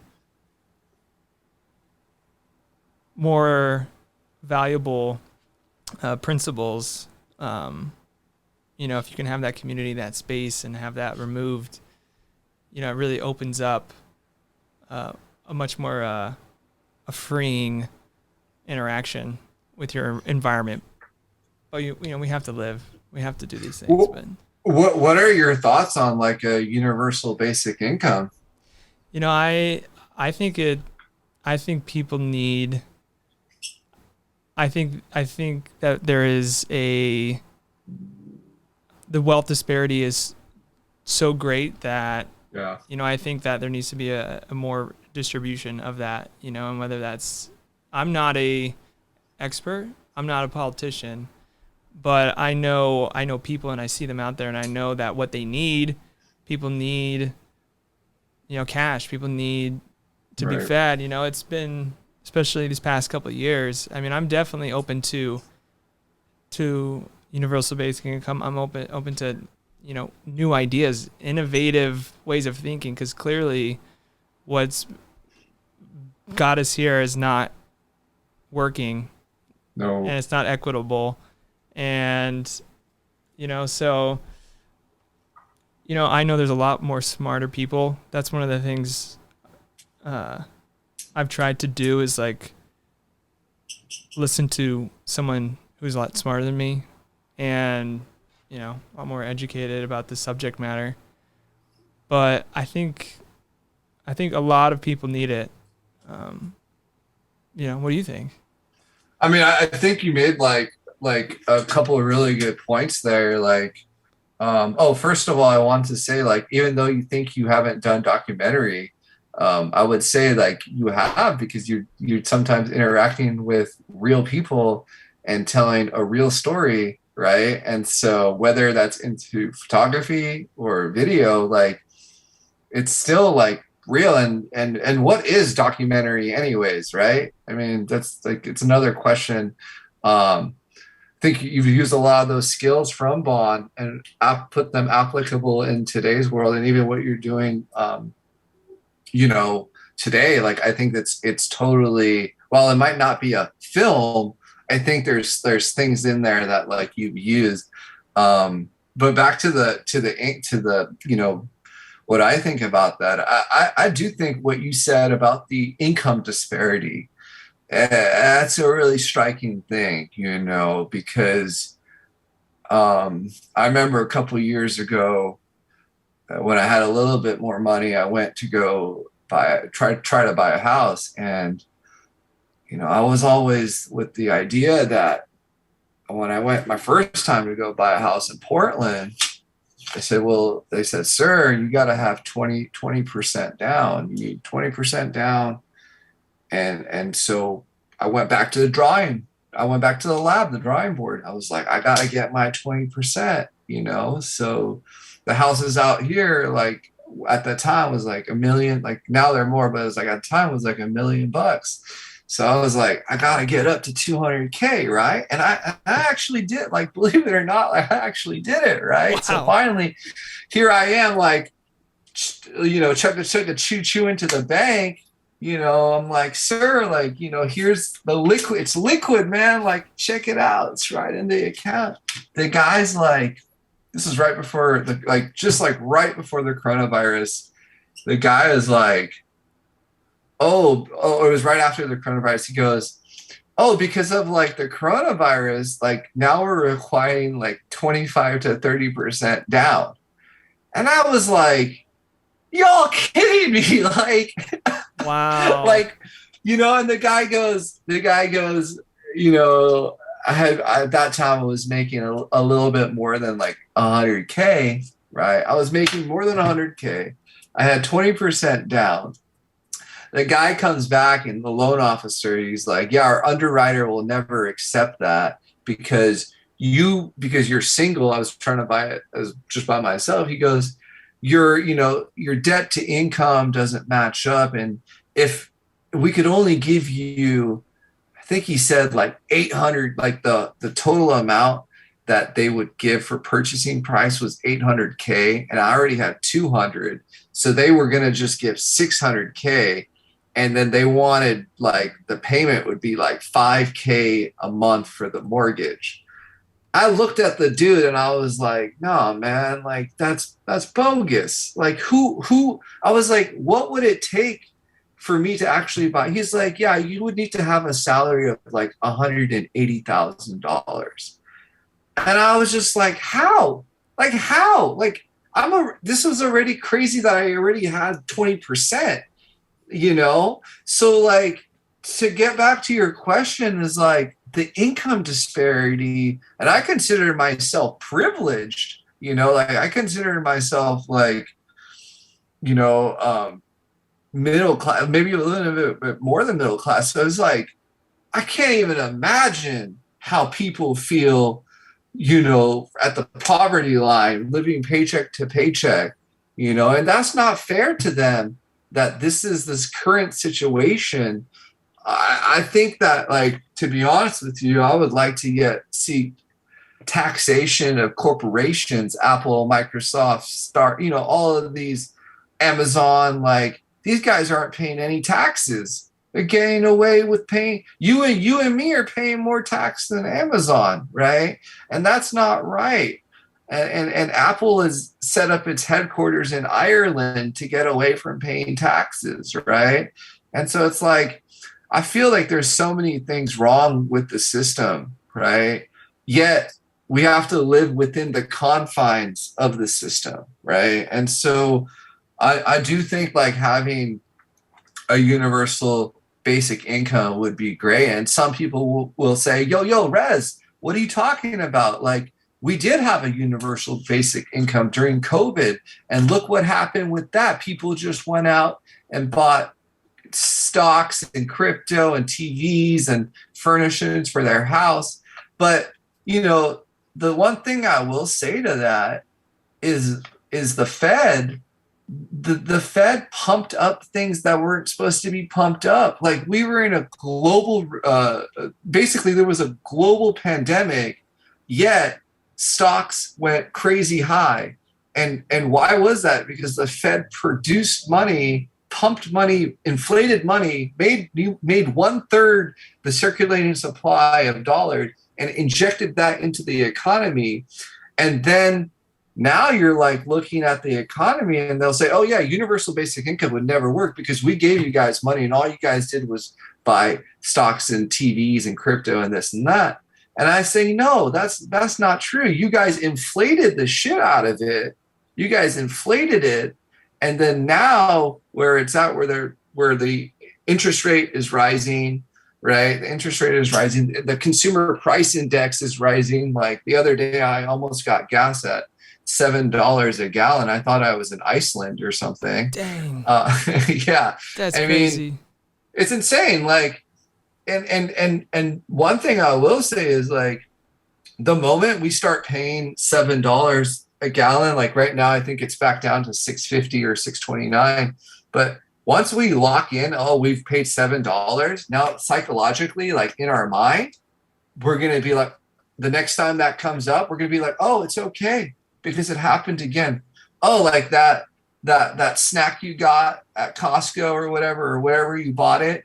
The moment you paid over $10 for it, now it's locked in psychologically. It's locked into your brain that, hey, at some point I paid $10 for this. And I see like my analysis on this is that, and my theory is that things are going to get a lot worse before they get better. And it's going to be really tough for like low income, poverty line, even middle class, to deal with what's going on. It's and this is where I think it comes back to what I was saying earlier about when I had traveled like all around the world. Um, I look back on those experiences right now. I'm so grateful for them to have gone and done all that, because in this climate, I don't know if that's attainable right now for people to do that, to people for to just leave and go somewhere. And like perspective and just going places and learning about other cultures, I could definitely say like we have a lot of issues that we need to solve here today in America. And like you're just seeing the last couple of weeks with striking down of the abortion rights. And it's just, I almost feel like we're not in 2022. I feel like we're living in the past, and there's a lot of things that need to change. But to answer your question, the long form is just, yeah, I think there's a lot of things that we need to work on, and we need to have like actually provide a space for people to help out. And I think having like a universal basic income would be good. But as you said, like I'm not the best person probably to talk about it as well. But I do think it's like necessary, because it's getting to the point where the income disparity is wide and it's large, and it will only widen more from here. It's exponentially, the trends for the past decade, even over the last 2 years, even what's happened with wealth inequality and the concerns of, privacy, and just, you're right. And it's going to affect people that have been, in the poverty line, that have been, it's like a cycle for, it's a cycle that generational hasn't been broken, and it's like when will that cycle be broken? What generation after generation, it starts with one person, right? It starts with you, starts with me, starts with the person next to you. We got to support each other through this time, Absolutely. Whatever is coming forward. Somebody told me once that if the world falls apart and society goes to a bad place, goes down, goes under, right? Money is no longer a thing. Right. What do you have left? What's left? Well, you have those relationships. You have that community, and that's how you will survive. That's how you'll get by. So right now, your relationships, your community, the people around you, that's the most value. But people need cash. People need, and there's been too long that it hasn't been equitable, and there needs to be a jolt to the system. There has to be some state break. There needs to be a shift, and I don't know. We'll see. We just have to hold on, and I think you're right. I think it will get worse. But again, we just have to support each other. Whoever, right, whatever you're doing, and then we'll get through it. But it's complicated, man, and it's important to talk about issues like this. It's also like, I think like those, like you kind of what you were saying is like, me and my buddy, we were like talking about, man, we're like, how much money have we invested? We just like keep pouring money into this thing. And at some point we also came to the conclusion of like, we got to have experiences, right? Like, let's go out to the lake. All right, let's rent some jet skis. Let's go like get a fishing boat, and let's go camping. Like maybe me and Luke want to go camping. Like, oh, we had a great weekend. What'd you guys do? Oh, we went camping went on a hike, to have those moments, as you're saying, those relationships, that community. they can take away a lot of things from us, but they can't take away those, right?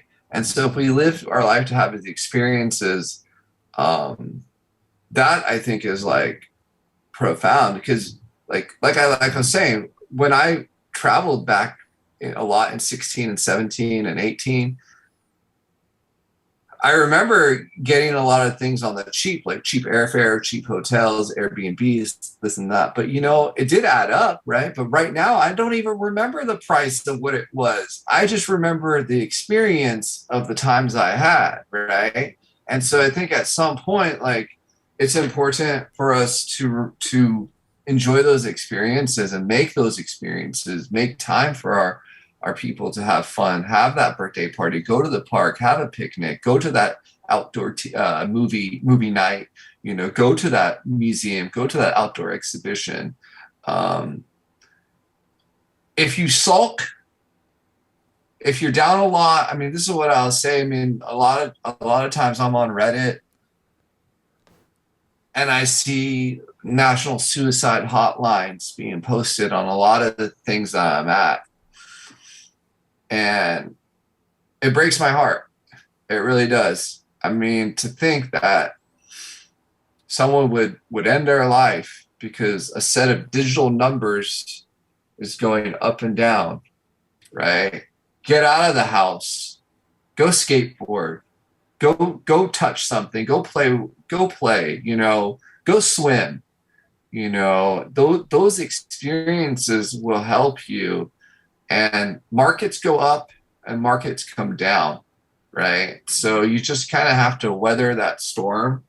But it is hard because there are people who haven't even invested into the market, and they've been working at their jobs, and inflation and the CPI, the consumer price index, is rising, yet their jobs hourly wage has remained stagnant for years. And that's not, I mean, that's complete BS in my opinion. I think every time there should be some kind of like law that every time, if like, let's say the CPI moves like up 1%, well, they should move your hourly income up 1% as well, or 2%. You know what I mean? To fix, not to leave the income just the way it is and the prices just rise. So we have like major issues, and I wish there was another party, man. I wish it wasn't just Democrats and Republicans. I mean, sometimes I think they're all in the cahoots together. I think it would be better if we had some multiple parties. I completely here. agree. I 100% agree. I know Andrew Yang, I was a fan of. He had some different ideas. I think he started a new party. Just because the same ways of doing things is just not gonna work. It's not gonna. Society can't. It has to progress. We have to fight. We have to fight for that, though. Right. It's not just gonna be handed over. No way. It's like imagine the fat cats. They're like, oh, we built this up for so many years. We're just gonna hand it to y'all. No, it's like we almost have to like demand it and take it, and that's not going to be an easy process either. I mean, one thing I would say is like we really need to get people out to vote. That's like kind of the first thing that we have to do. There's so many unregistered voters, and even voters who are registered who don't even go out to the. I mean, I honestly think why is the voting day? Why is that not a national holiday? Like, because I know when I was younger, I wanted to vote. I remember when I was like 18. I think it was 18 when I got the first ability to vote, but I couldn't vote because I was working, right? And so they should just make that a holiday, so you could go vote at the ballot box. That shouldn't be a work day. You should get paid anyways. You know what I mean? That's another way of them keeping the workers down, because they can't take off work to go vote. Yeah. They can't miss those hours because they need them to have a roof, have food, have transportation. Right. They can't do it. They can't take off time. And that's like complete, in my opinion, that's like complete BS. Like they maybe, you know, and I don't know if it's possible to like vote with your phone, but like maybe they could make it so it's maybe hell use blockchain technology to authenticate and make sure it's original, you know, all blockchain is a ledger. That's all it is. And maybe that's a way to get people to vote and know it's not a false vote. Like, no, that's actually, that phone is voting and that's registered to this person. It's You know, I verified. think it could be done, I think it's a brilliant idea. you know? And so it's just like, You can do most of everything the, else on your phone. you could do everything else, right? And having those people, because that those people who are not voting, I bet you that is like, that will, if those people voted, we would get results that would be a lot different than what they are today, I think, you know. And then it would be possibly about like making sure what they're voting for is because as you said, the people who are in charge, they're not just going to hand it over, right? You're going to have to like demand it from them. And so they'll probably run ads that are like counterintuitive to like what's best for people, right? And so Oh yeah, you know it. yeah, we've seen it, Yeah. right? History We've was, seen it. yeah. You know, I try to look at it. I try to be an optimist, and just my experiences have led me that way. And my hope is that innovation and ingenuity can solve any problem. I think that, you know, we put a man on the moon. Right. You know, I think that we are so capable of nirvana and finding solutions and innovating, you know, something that was nothing that was there before, like aviation, you know, that was a crazy, it didn't exist, but creating something. Right. So that's what I try to, I don't want to say put my faith in, but you know, it takes people in the lab, working on ideas. And I try to think of that, and that it won't be just exponential, more disparity. Right. Right. You know, with everything. And like voting is a great example of how an innovative technology could transform the ballot box. I think we've seen that, you particularly being in the tech capital of the world, how technology can do that. Right. And also like I've also seen like the bad parts of technology, right?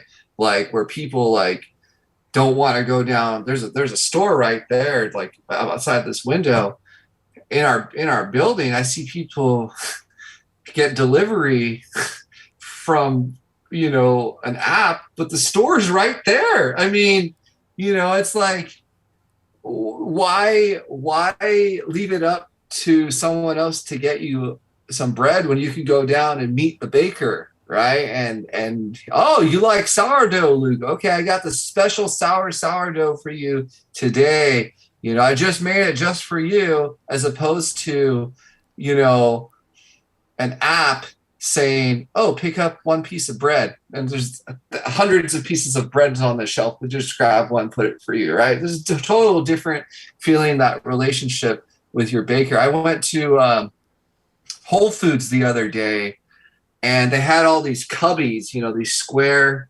cubbies, and each square cubby, the food runner is picking up food, and the Whole Foods guy is putting in food on the backside of the cubby, and the other guy is taking it out.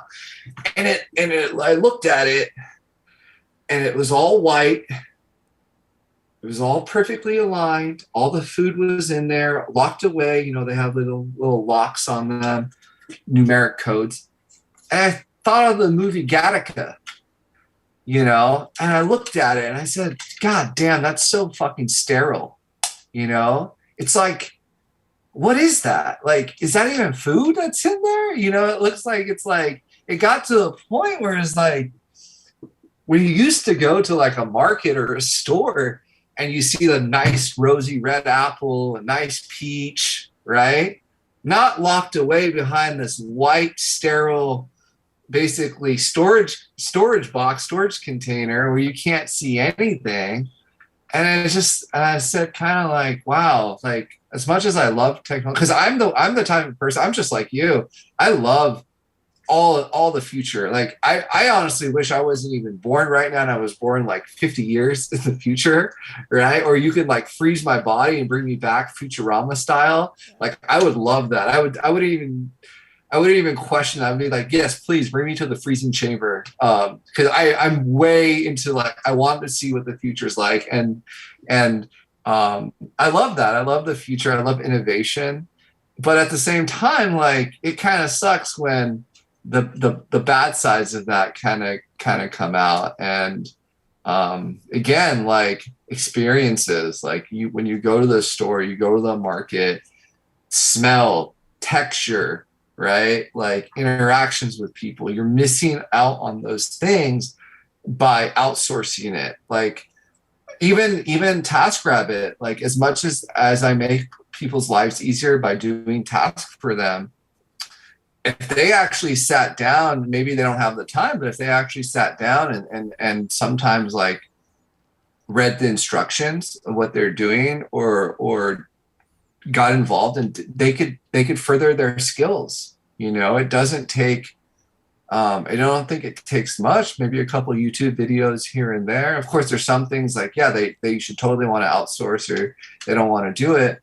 But I definitely think like we've gotten away from doing things ourselves. And a lot of times we've like automated that and made it autonomous. And for certain things, like it's okay. I think it's all right. And also certain things, I think you're missing out on the experience.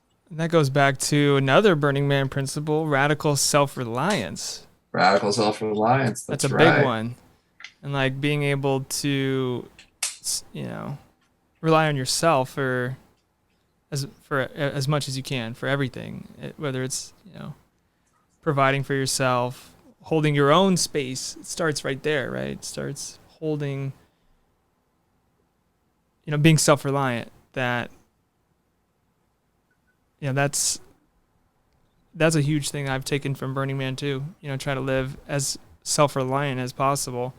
And, you know, now with like energy cost, you know, right. Thinking about like energy consumption in the future and just wanting to be sustainability is a big thing that I'm thinking about. I don't have the answers, but I know that, you know, in that regard, I'm more of like wanting to be like independent, right? I could totally see in the future like astronomical energy prices. Like if you thought like today's like gasoline is bad, wait till it really gets, when the gas resources get really depleted in about 20 years, 30 years, right? When we're creeping up on 2050, 2060, right? When the resources are super depleted and, you know, already, you know, like, am I a fan of Elon Musk? Maybe sometimes not. But one thing I will say, like, I enjoy his visionary, you know, like solar, right? Like, as you're saying, solar could become something that's ubiquitous on everyone's roof or everyone's backyard as a way to use the natural resource of the sun, right? To pump maybe our lights or, you know, to power our ovens and stuff like that. And I think, you know, that's a future that maybe me and you definitely will be living in it. We definitely won't be as young as we are now, so we might have a different outlook on it. Back in my day, right? It's always back in Germany. Yeah. We were traveling the world. Oh God. Like I can totally see, like, it's just, I'm kind of getting to the realization that slowly I'm like going to be back in my day in 1990, you know, 1999, you know, which all, it doesn't feel like 23 years ago or 22 years ago, but wow.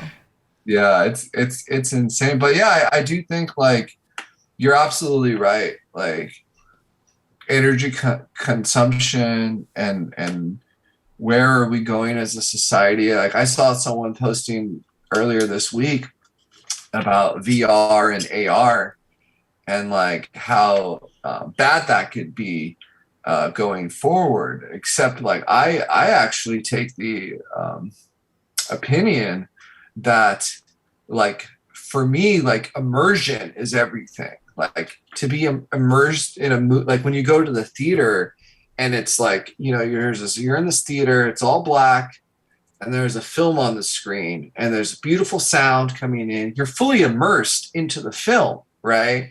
And like the moment someone's cell phone goes off, it's kind of distracting or something like that. But that setup that they have, it's like you're very immersed and you're very like you wouldn't be paying as much attention to that film as if it was in your living room playing on Netflix as you would in that theater, right? You're fully immersed. So like in my opinion, like in the AR and VR world, if we can create like full immersion between like sound, texture, water, mist, snow, rain, heat, right? Heat. If we can create an immersion, we might be able to create like fabricated worlds.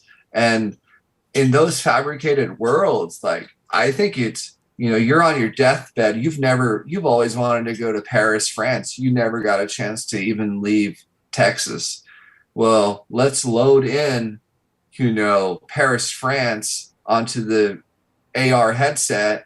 Let's take you to the Torre Eiffel. Let's take you to the Arc of Triumph, right? Let's take you to Monet's house.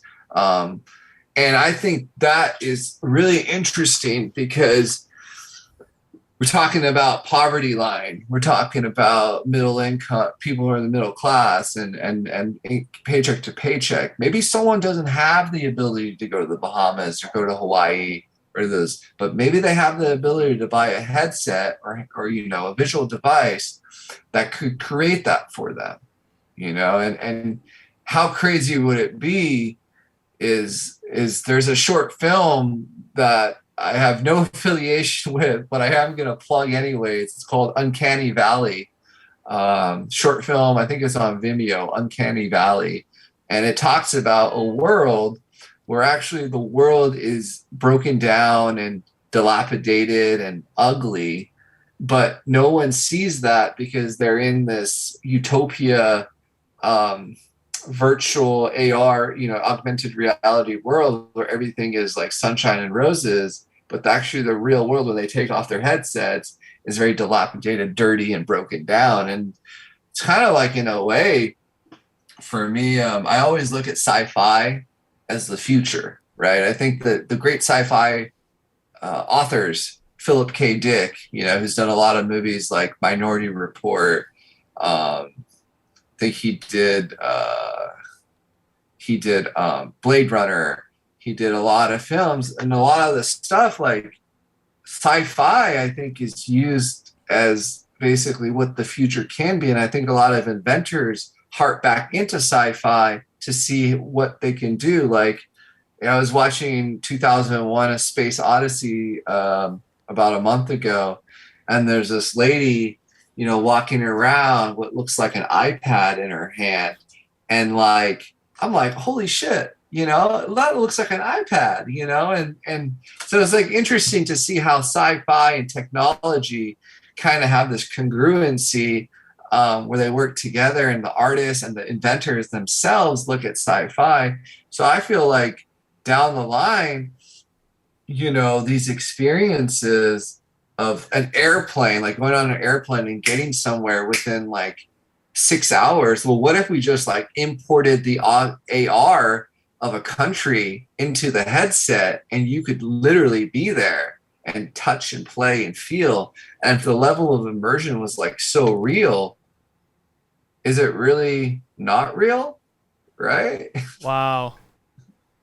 That's the question. That's, you know, I think that we'll see that and that accessibility, you know, but I mean, that's a great question, Reza, because I'm thinking of my experiences, you know, traveling, getting to, you said it, the smell, the taste, the the feeling, the heat, the moisture in the air, being that immersion. I think we will see it get to that level by that time. Right. Like we can like maybe have like remember how in the 90s and 2000s people had like a TV console, right? They had their big TV console. They had the TV there. They had their Super Nintendo, Sega. They had like things around there, like CDs, like people would put CDs in there. And then like what happened to the console? The console kind of went out and they put flat screen TVs, right? Then they put flat screen TVs. And then at some point they realized like, oh, we could make them flatter. We could like make them smaller, right? And what if it comes back to like consoles, but these consoles, like they can like spray out mist, or they can spray out rain, water, or maybe they can give out heat, right? And so now you're starting like, or smell, right? Like smell-o-vision is already old technology that was out. Smell-o-vision was out. Oh yeah, I had not heard that. Yeah. That's so there used to be fascinating. things where you can like scratch them and sniff them and stuff. But like, like I think that's like where it could be going. And maybe a little bit of that is because of the income disparity. Maybe these things will become more popular if hopefully not, if that gap continues to widen exponentially, as you stated. Like I could see a world where it's just way too expensive to travel or something like that, which is a shame. It's such a shame. It's such a shame, and like, but if let's propose a hypothetical situation is, you're living in a space that doesn't have, it's 250 square feet and it's not that great, and you barely have running hot water or stuff. But when you load yourself into your AR or VR system, all of a sudden you're like in this baller house, with these baller partners next to you, and you can do whatever you want and it feels real. I mean, you probably will spend more time in the AR world than you would in the real world, which is like, again, sad, but like I could see it. I could possibly see it. I mean, already kids these days are playing video games for hours on hours, right? What's the difference of now adults partaking in that world and being part of it? I don't think I think it's actually a lot closer than we realized. And, Facebook thought it was such a big deal that they changed the name of their company, whether that was backlash with Mark Zuckerberg, but they changed the name of the company, so you kind of see where things are going down the line. Definitely. And I think you said it. That's like, what is real? Is this a real experience? Yes, you're experiencing this thing. Whether it's with another person or seeing a place, or I think that line is going to be so blurred. But why couldn't it be real? I mean, maybe you're not there physically in your location, and I think you're right. We'll be more limited in traveling, with the cost of everything. And why couldn't that be real? If they're already offering they're already offering like 270 degree, 360 degree augmented porn, right? It's already been offered for the last 5 years. 5-6 years now. Google Glass was already, I consider Google Glass like an invention before its time. People didn't realize what is possible, and they kind of were scared of it. So I think there's like so many innovators, so many creators out there working on the next line of products and services that this is one reason why I would like to find a cryo, one of those cryo chambers things, and just freeze myself and come back, 100 years down the line. Cause I really want to see what the future has in store, like interesting. Yeah. is like you mentioned like art imitating life and life imitating art, where this might go, the future and how that relates to technology. And I think VR, you know, like you said at Facebook corporate, I mean, that's the whole, seems like the direction, whether it's training or traveling or any type of experience. Podcasting, it'd be cool if we could like do a VR podcast. Right, right. I mean, what's Why what's not? stopping, like, what one thing like I'm surprised is like why like companies these days who have kind of gone remote, right? They've gone remote and they'll have like a Zoom meeting, kind of like, I guess along the lines of like something like this. Um, but why not create like avatars in an office environment, and they're in an office and your avatar's in the conference room and everyone's sitting at a desk, right? Or created into like an AR where it's not a funny, avatar, where it's actually like your face and you're there. And like, maybe it's a corporate, like, wearing a suit and tie, and like, but at the same time, actually, when I'm home, I'm wearing my PJs, right? But in the thing, I'm wearing like a suit and tie, and like I'm there, and like they're like, oh, like Mr. So and so's here from China, right? He never had to even fly over. Like, think about how much that would be for the environment. Like this guy, they fly people all across the country, all across the world, just to attend a meeting, right? Well, what about if we could just attend those meetings? We could still make it seem really real, but we never left our house. We never left our office, and I think that's ultimately would be better for the environment, and it might be even better for us too, that way we could spend more time. Like, as much as I hate spending time at home, I am a little bit jealous and I'm really happy that people can spend time with their family, work from home. I really appreciate that, because ultimately that's the most important thing, right? At the end of the day, like when you're 6 feet under, like no one's going to care that you worked extra overtime or 2 hours or, you know what I mean? No one's going to care about that. You're not even going to care about that. But what you will remember is those experiences, that really great camping trip, Burning Man, wherever you went, your travels through London, and that's like, I think that's like, if we can create more of those moments for people, I think you just create more happiness and joy. That's really well said, man. I think it's a wise statement. I think in that, creating happiness and joy, pursuit of that, it's a big part of living, Yeah. is that Yeah. pursuit, that, yeah. It's like, why drive like an hour to work or 2 hours to work, wait in traffic, have your gas on, then you don't spend time with your daughter, your son, or your family, or your uncle, or your aunt, your grandparents.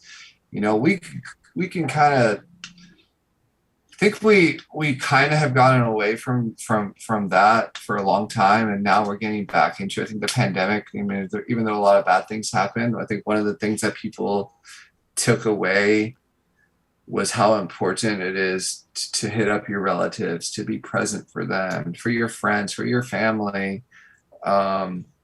The hustle and bustle of 9 to 5 and like the American dream, like, yeah, it's very like,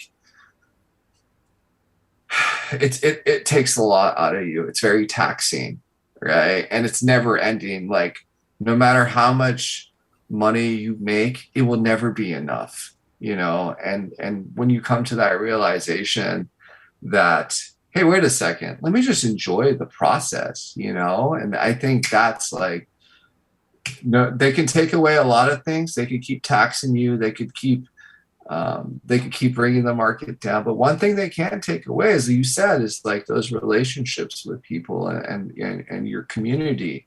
And like, I think we have to like almost like double down on those things, and make those things a point of emphasis. I'm heading out to LA for the 4th of July weekend, and it's been a really challenge. I mean, it's been really interesting in the last 2 weeks. Like, Masha's family from basically they had to flee Ukraine, and they had to go to Ireland for about 2 months, and they lost their house, they lost their work, their friends, they were uprooted. They had to go to Ireland. They don't speak a lot of English, and now they're here with us in America, and like I feel like it's almost my duty to like show them like a good time.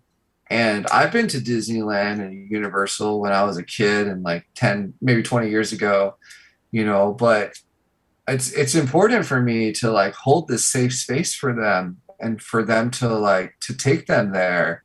And yeah, it might be a lot of lines, and it might be like, it might be hot and I have to wait. And I'm not a huge fan of LA, but there are some things I really like to check out, like a lot of art museums that I'm planning to showing them. And like at the end of the day, like if I could make sure that they have a good time, it's going to make me feel good.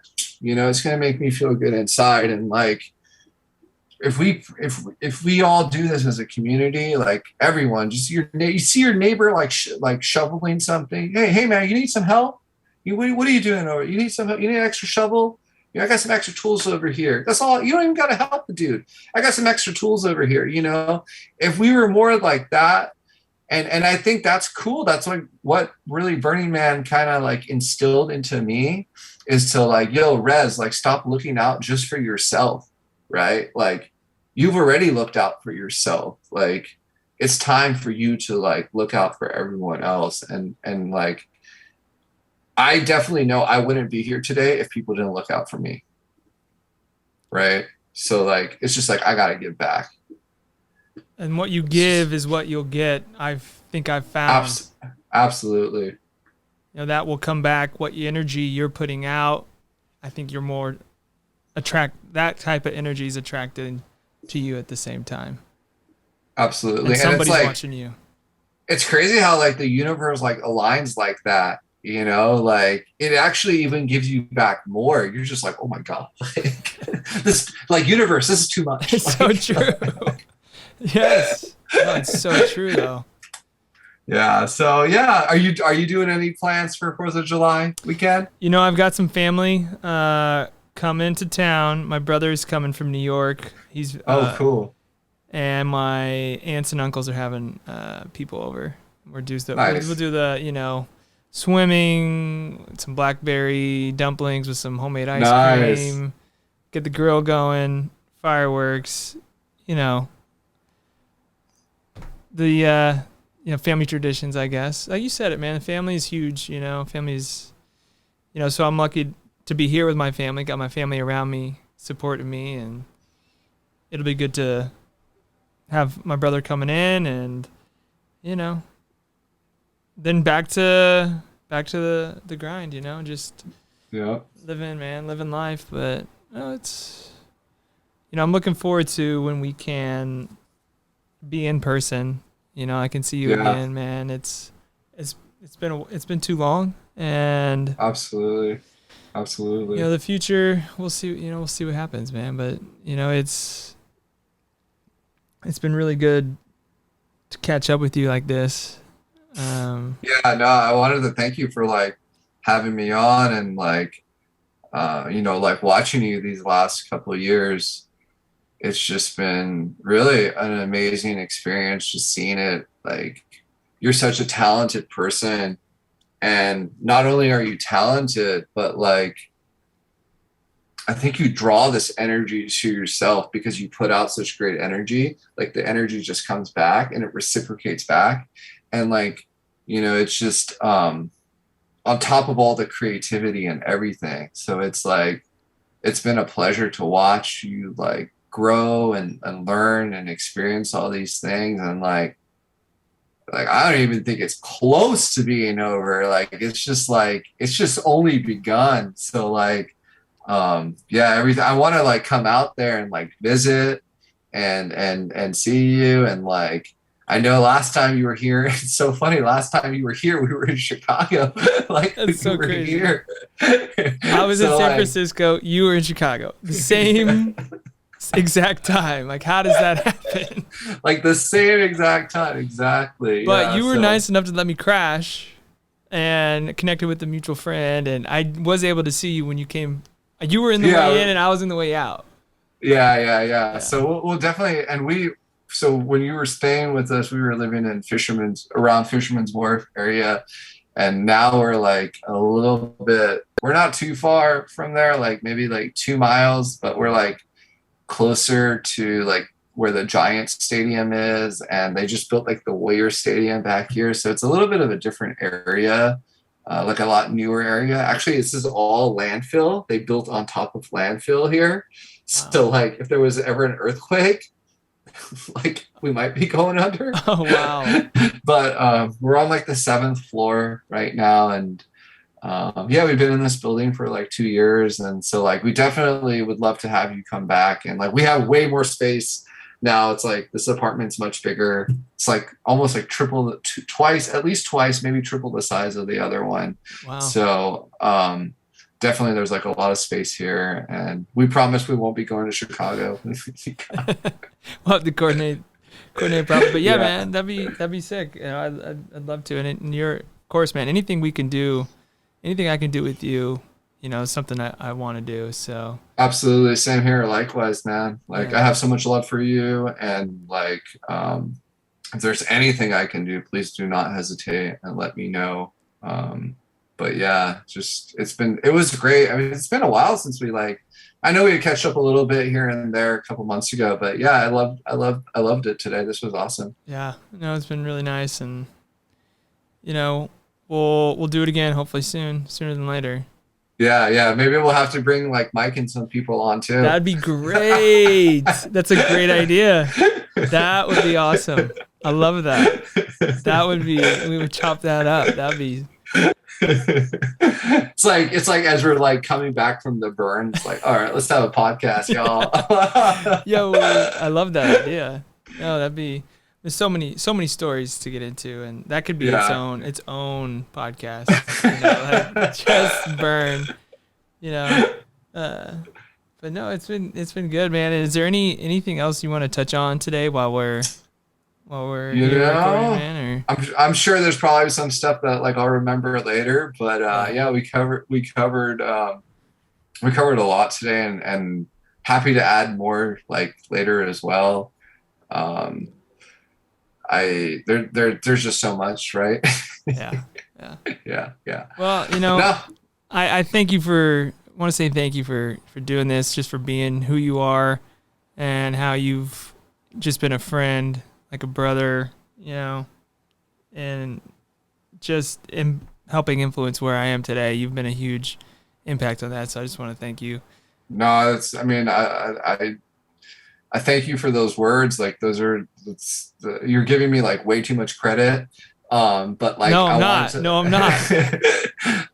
You know, like always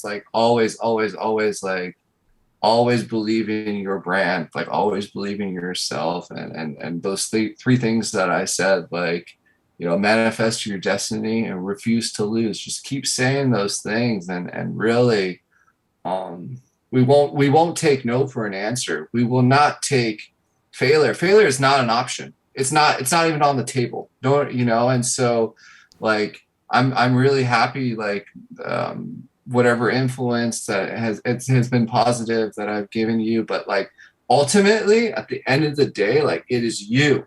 Right. And so like, it's been equally, it's been a pleasure watching you. And like, I've learned so much from you as well. You showed me so much about how to kind of let go, sometimes I get into really micromanaging, and sometimes like your kind of observational flow, like the way that you flow, right? Like you really showed me kind of that when we were in Bonn, Germany, and like I'll forever be grateful for that, because it's almost like almost not doing as much and like letting go and being more observational, you actually get more out, you know? And so I was just watching you work, watching your dailies, and I know how much you put into everything, you know, everything that you do. You don't do it 90%, 100%. I mean, you go full on at it. And so like, I love that. I love that. You know, I always, anything I can do to help, then please like, let me know. I love you like brother. And if there's anything I can do, please just like, you know where to find me, you know? Heck yeah. Well, thanks, Reza. Thanks for coming on the podcast. Thanks for everybody that's listening to this. Make sure you subscribe to the podcast. Reza, it's been good, brother. All right, man. Thanks for doing Take this. care. Thanks for being here. Like this video. Subscribe to the podcast. Be on the lookout for more episodes every Friday at noon Central Standard. New episode, Apple Music, Spotify, and watch the video on YouTube. It's been a good one, man. All right. Thanks for doing it. Peace out, man. Have a good one. Enjoy your weekend. Take care.